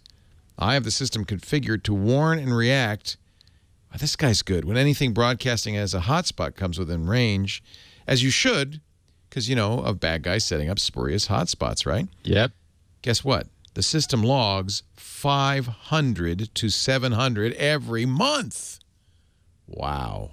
Thank you. So I just really liked this little report from the field that here is a as you said, obviously a tech savvy Security Now podcast listener, yep. Who is running a major Wi-Fi installation, 17 access points. So, this is a substantial, public installation with, lots of activity. He's tried to be proactive in saying, no, I don't want access to this information. He doesn't want to, have to serve information on people who, use the library, assuming that it's a access-friendly location. Yeah. And this information's being generated, like it or not. Wow. That's too bad. Michael O'Rourke, Cambridge, England, poses a question about assuring privacy. From a privacy perspective, how can an ordinary law-abiding person determine if they're being placed under surveillance? Oh, this is good. In their ordinary PC usage. Within reason, are there any telltale signs to be aware of in ordinary day-to-day usage of their PC? I bet the bad guys already know. So what should the good guys be aware of within reason? This was, as you said, a great question. Yeah. And the problem is that what we're telling law enforcement, we, the security community, since we're saying, no, you cannot have backdoor access to encrypted connections, we're saying you need to get access before it's encrypted or after it's decrypted. Yeah. So this, of course, is why back when the Snowden revelations first occurred, people like Google and Facebook and others were immediately implicated, because that would be the decryption on the far end, where the decryption had been removed, and the question was, are these major companies complicit in helping law enforcement to have access to the post-decryption data? The other side is the pre-encryption, which is the famous keystroke logger. And we know that law enforcement has malware, or what we would call malware. They don't. I'm sure they call it, surveillanceware, because we know, for example, that recent company that had its whole database breached, it was selling its surveillance software to U.S. law enforcement companies through shell corporations, so that it wasn't obvious who was buying it. And so they were arranging to install things on people's computers. And so that's the get a shim installed before the encryption in order to monitor what a person's machine does. The problem is these are stealth things. They're rootkit technology. They are very good at hiding themselves. They're typically undetectable by antivirus systems. We know that we've been talking the last few months that there are now BIOS resident technologies that get themselves installed even before the machine boots. So the fully honest answer is, it's a great question without a great solution. How does a law-abiding person know if you're under surveillance? I think, unfortunately, in this day and age, there probably isn't a way to know. And you, for that reason, should stay law-abiding. Assume surveillance. Yeah. Denny in Portland, Oregon. Worries about knowing someone's password length. Steve and Leo, listeners since episode 1. Whenever I've had conversations about online security, the topic invariably turns to password length. Now, usually someone will mention the length of a password. For example, my Amazon password has 20 characters. I cringe when this happens. It seems to me revealing the password length would allow bad people to focus their brute force attacks because they can ignore all the other lengths. Saying a password has a maximum of 20 characters seems very different from saying it is 20 characters. Should I be keeping my password length secret, or is this a non-issue since it would effectively save 100 years from a 10,000-year brute force attack? What are your thoughts? Thanks, Denny. Well, he answered his own question. I agree that, it's always the case that you want to provide the least information possible. And, of course, as we mentioned before, the reason some people think that the math is wrong on my password haystacks calculator is that they assume that I'm only calculating in this case the length of time to crack a 20-character password. But I recognize that attackers don't know the length, and so what the calculator does is to sum the number of combinations of 20 characters, 19, 18, 17, 16, 15, and all the way down to get a substantially larger number.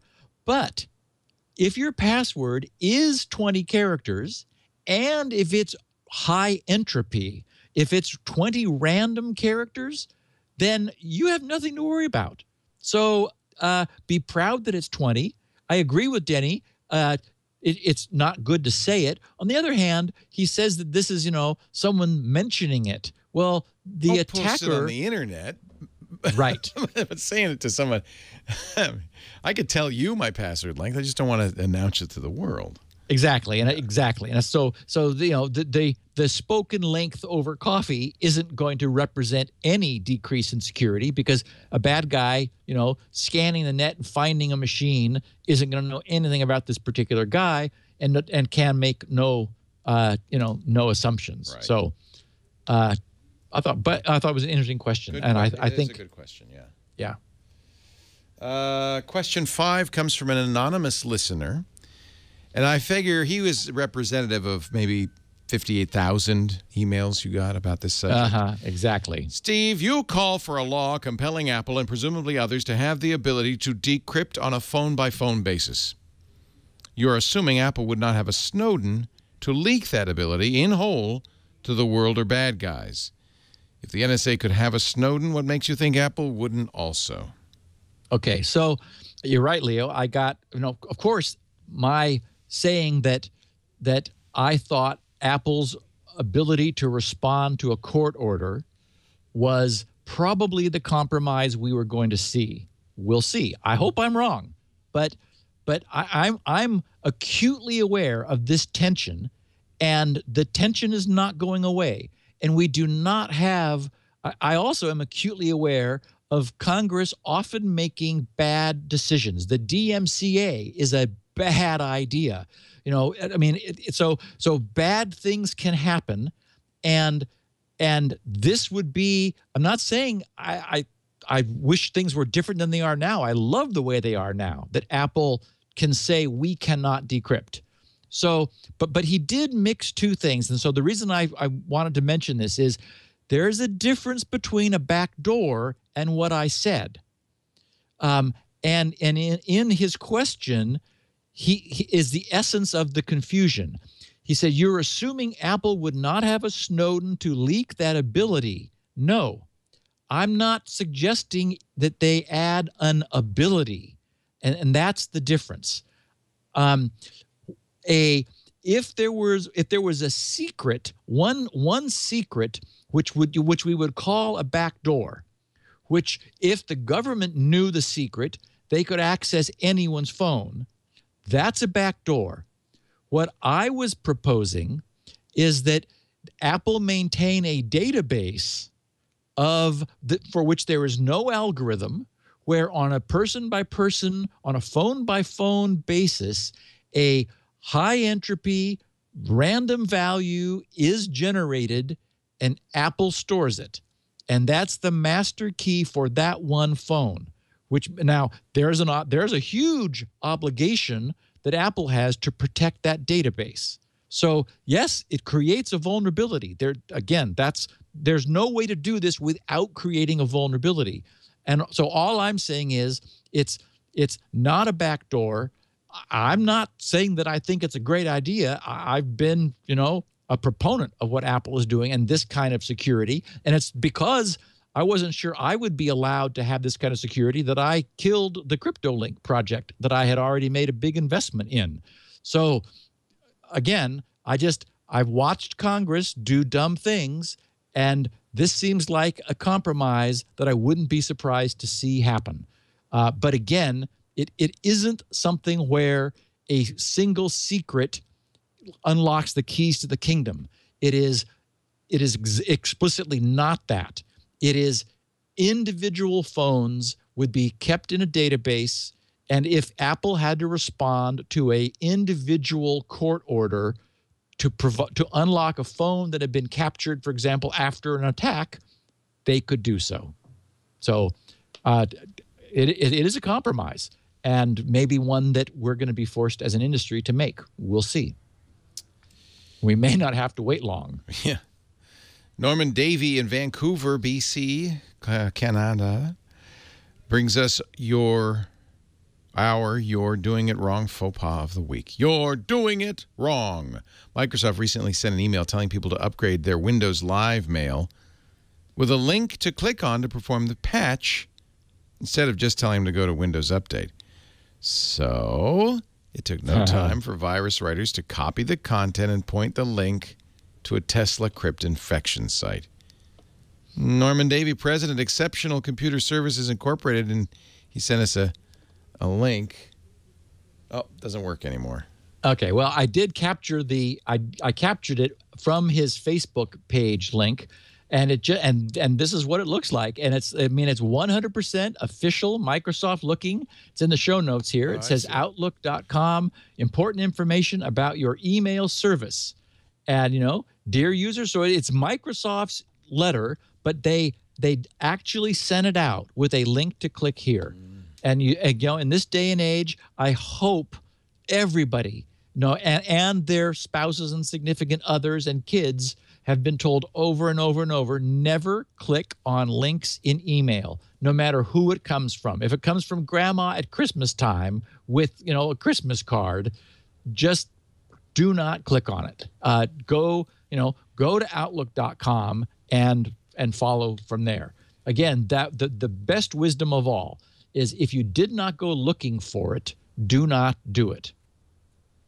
Joe in Cleveland wonders about the future of NAT routers. Steve, will IPv6 make NAT routers obsolete? Long-time listener, first-time questioner. You've mentioned many times how NAT routers are important to IPv4, the address shortage, and for security. But what's going to happen when we shift to IPv6 and everything has its own IPv6 IP? We won't need NAT to separate public and private, and without NAT, we'll lose all the protections we have from today. It seems like we'll need a new type of home firewall appliance. How do you think we'll handle this in the future? Thanks for all you guys do.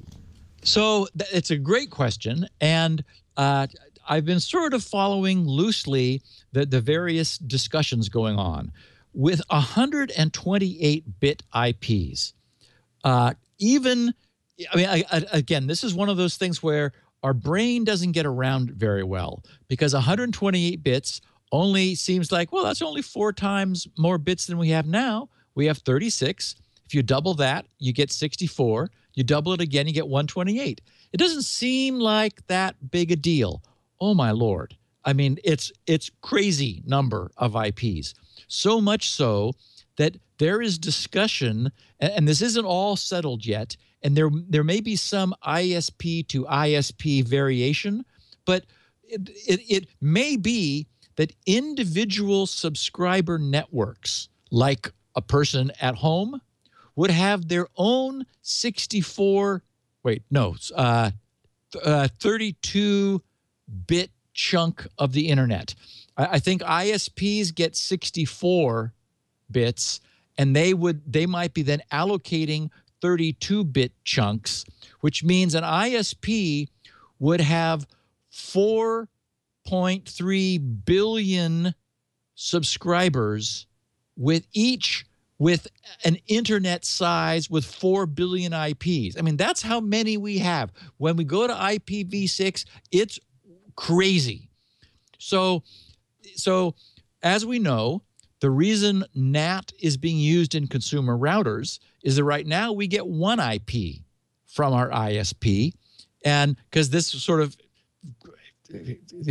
hails from the day that we used to have one computer on the DSL dial-up or something. There used to, and that was what we did, and then NAT routers allowed us to use network address translation to get many more.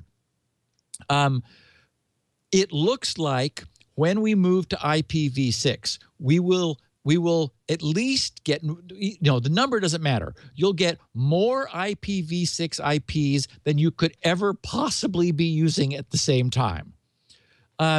So they will all be present. The good news of this is that there are problems that NAT creates.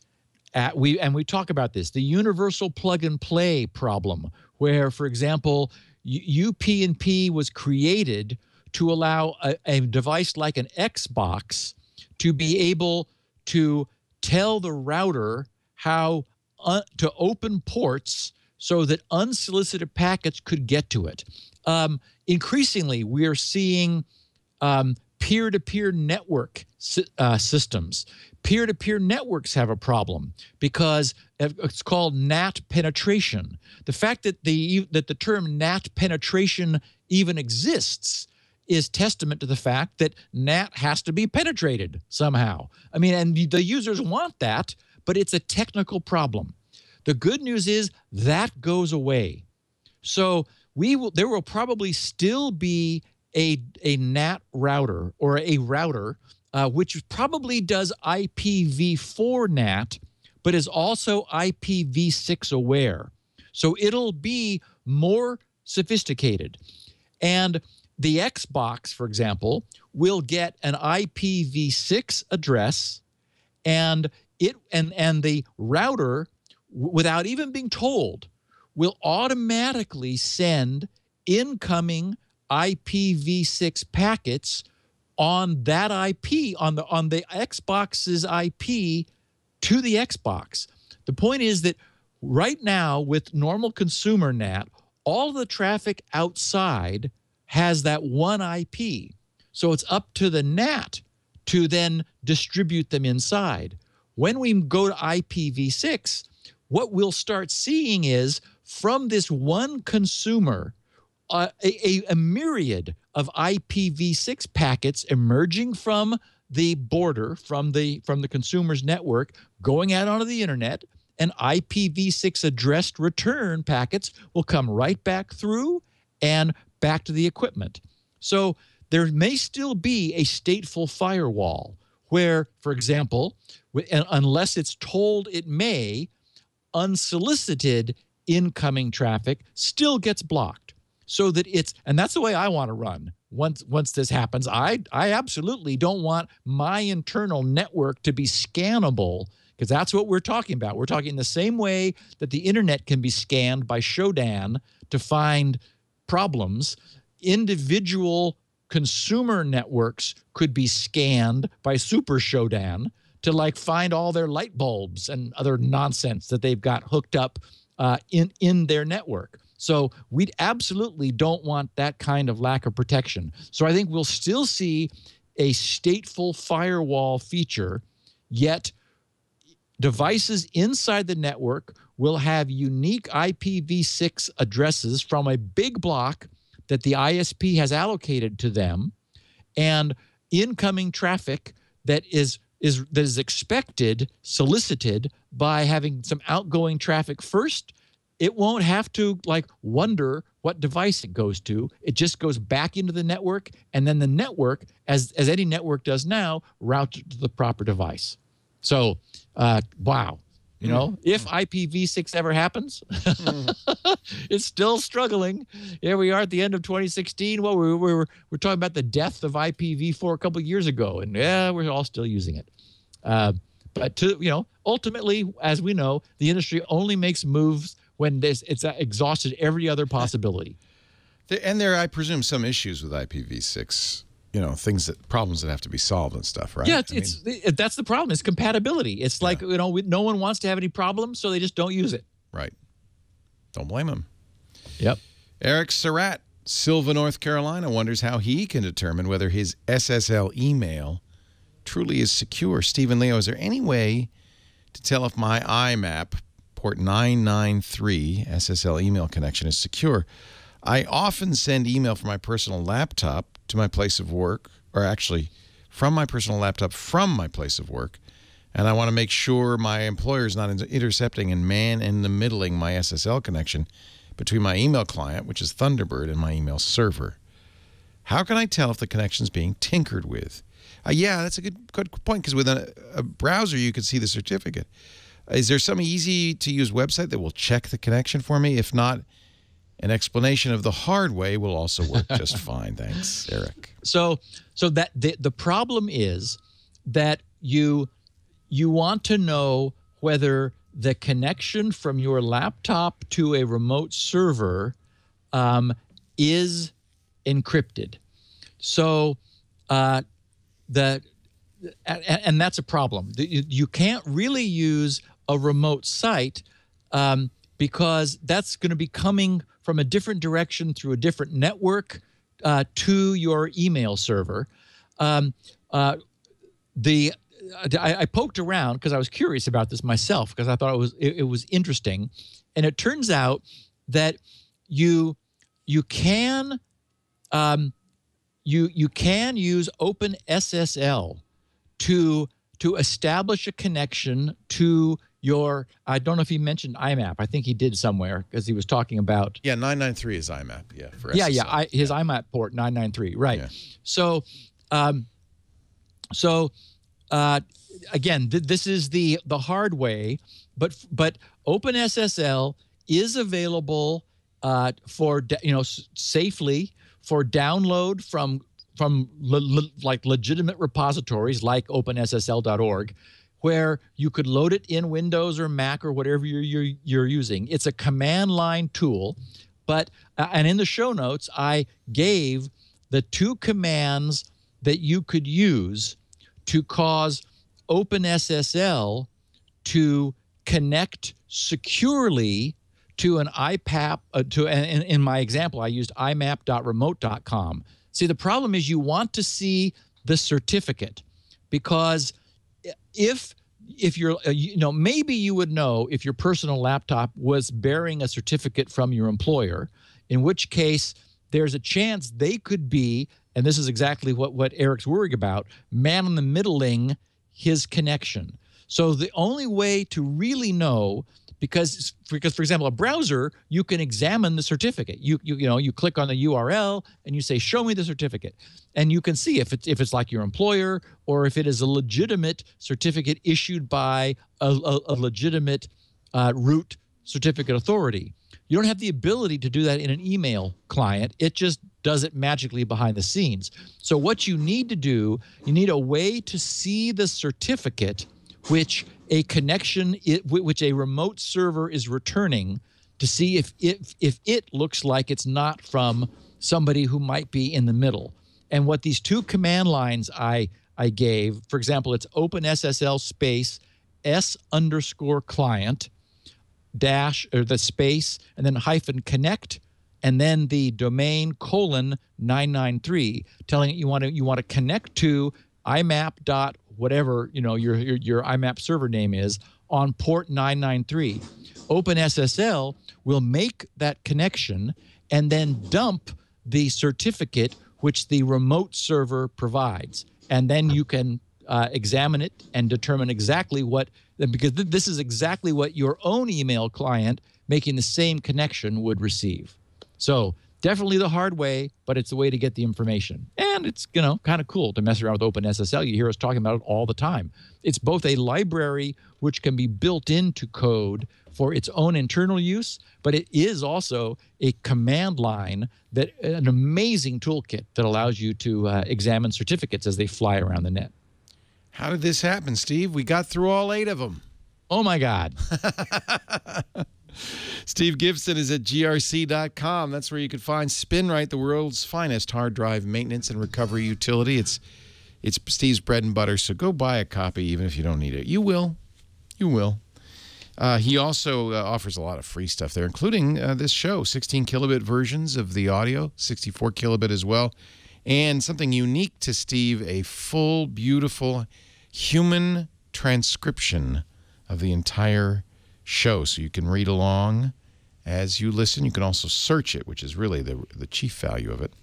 I use it all the time in order to refer that. back to previous podcasts. And Google indexes it, so you can use Google to search it. So, we have audio and video as well of the show at twit.tv/SN. You can also find a subscription pretty much everywhere podcasts exist. I can't think of a single place that wouldn't have Security Now, one of the oldest, best. It's funny, in the early days of the podcast, I used to Google it, in the way that some people Google their name. Right. And notice, because I could sort of see it spread. And now it's like, no, it's not even, it's been years since I bothered. Not even necessary. It's everywhere. Steve, lots of fun next week. We're going to do a best of an episode we haven't heard in, I can't believe it, almost 5 years. 6. 6? Yes, it was 2009. The vitamin D episode. And it doesn't have anything to do with security, but it really does have to do with your health. And I think over the 6 years intervening, the medical community has absolutely come around to your point of view.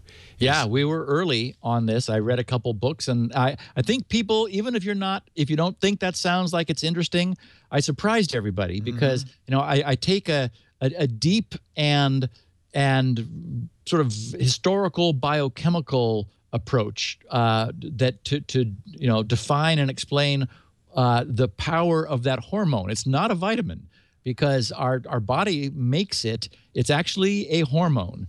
And almost everybody is unfortunately deficient because we're no longer running around naked in South Saharan Africa near the equator, hunting and gathering during the day. We've got clothes on and we're behind glass, which blocks UVB. And the only real source is our skin, which synthesizes it. But it's crucial. So I think people will actually like it, and it'll be a refresher for people who've been listening since before 2006. But I know we've got a ton of people who have maybe heard us refer to it briefly from time to time. But yeah, I think really important. Great stuff. And then we'll be back on January, as you said, on January 5th. Yep. And every Tuesday thereafter at 1:30 p.m. For the rest of time. For the rest of time. 1:30 p.m. Pacific, 4:30 Eastern, 21:30 UTC, right here at twit.tv. Thanks, Steve. Have a Merry Christmas. You too. Have a great Christmas vacation. Yep. And I'll talk to you in 2 weeks, my friend. Yep. Happy New Year. See you in 2016. Righto. On Security Now. Bye-bye. Security Now.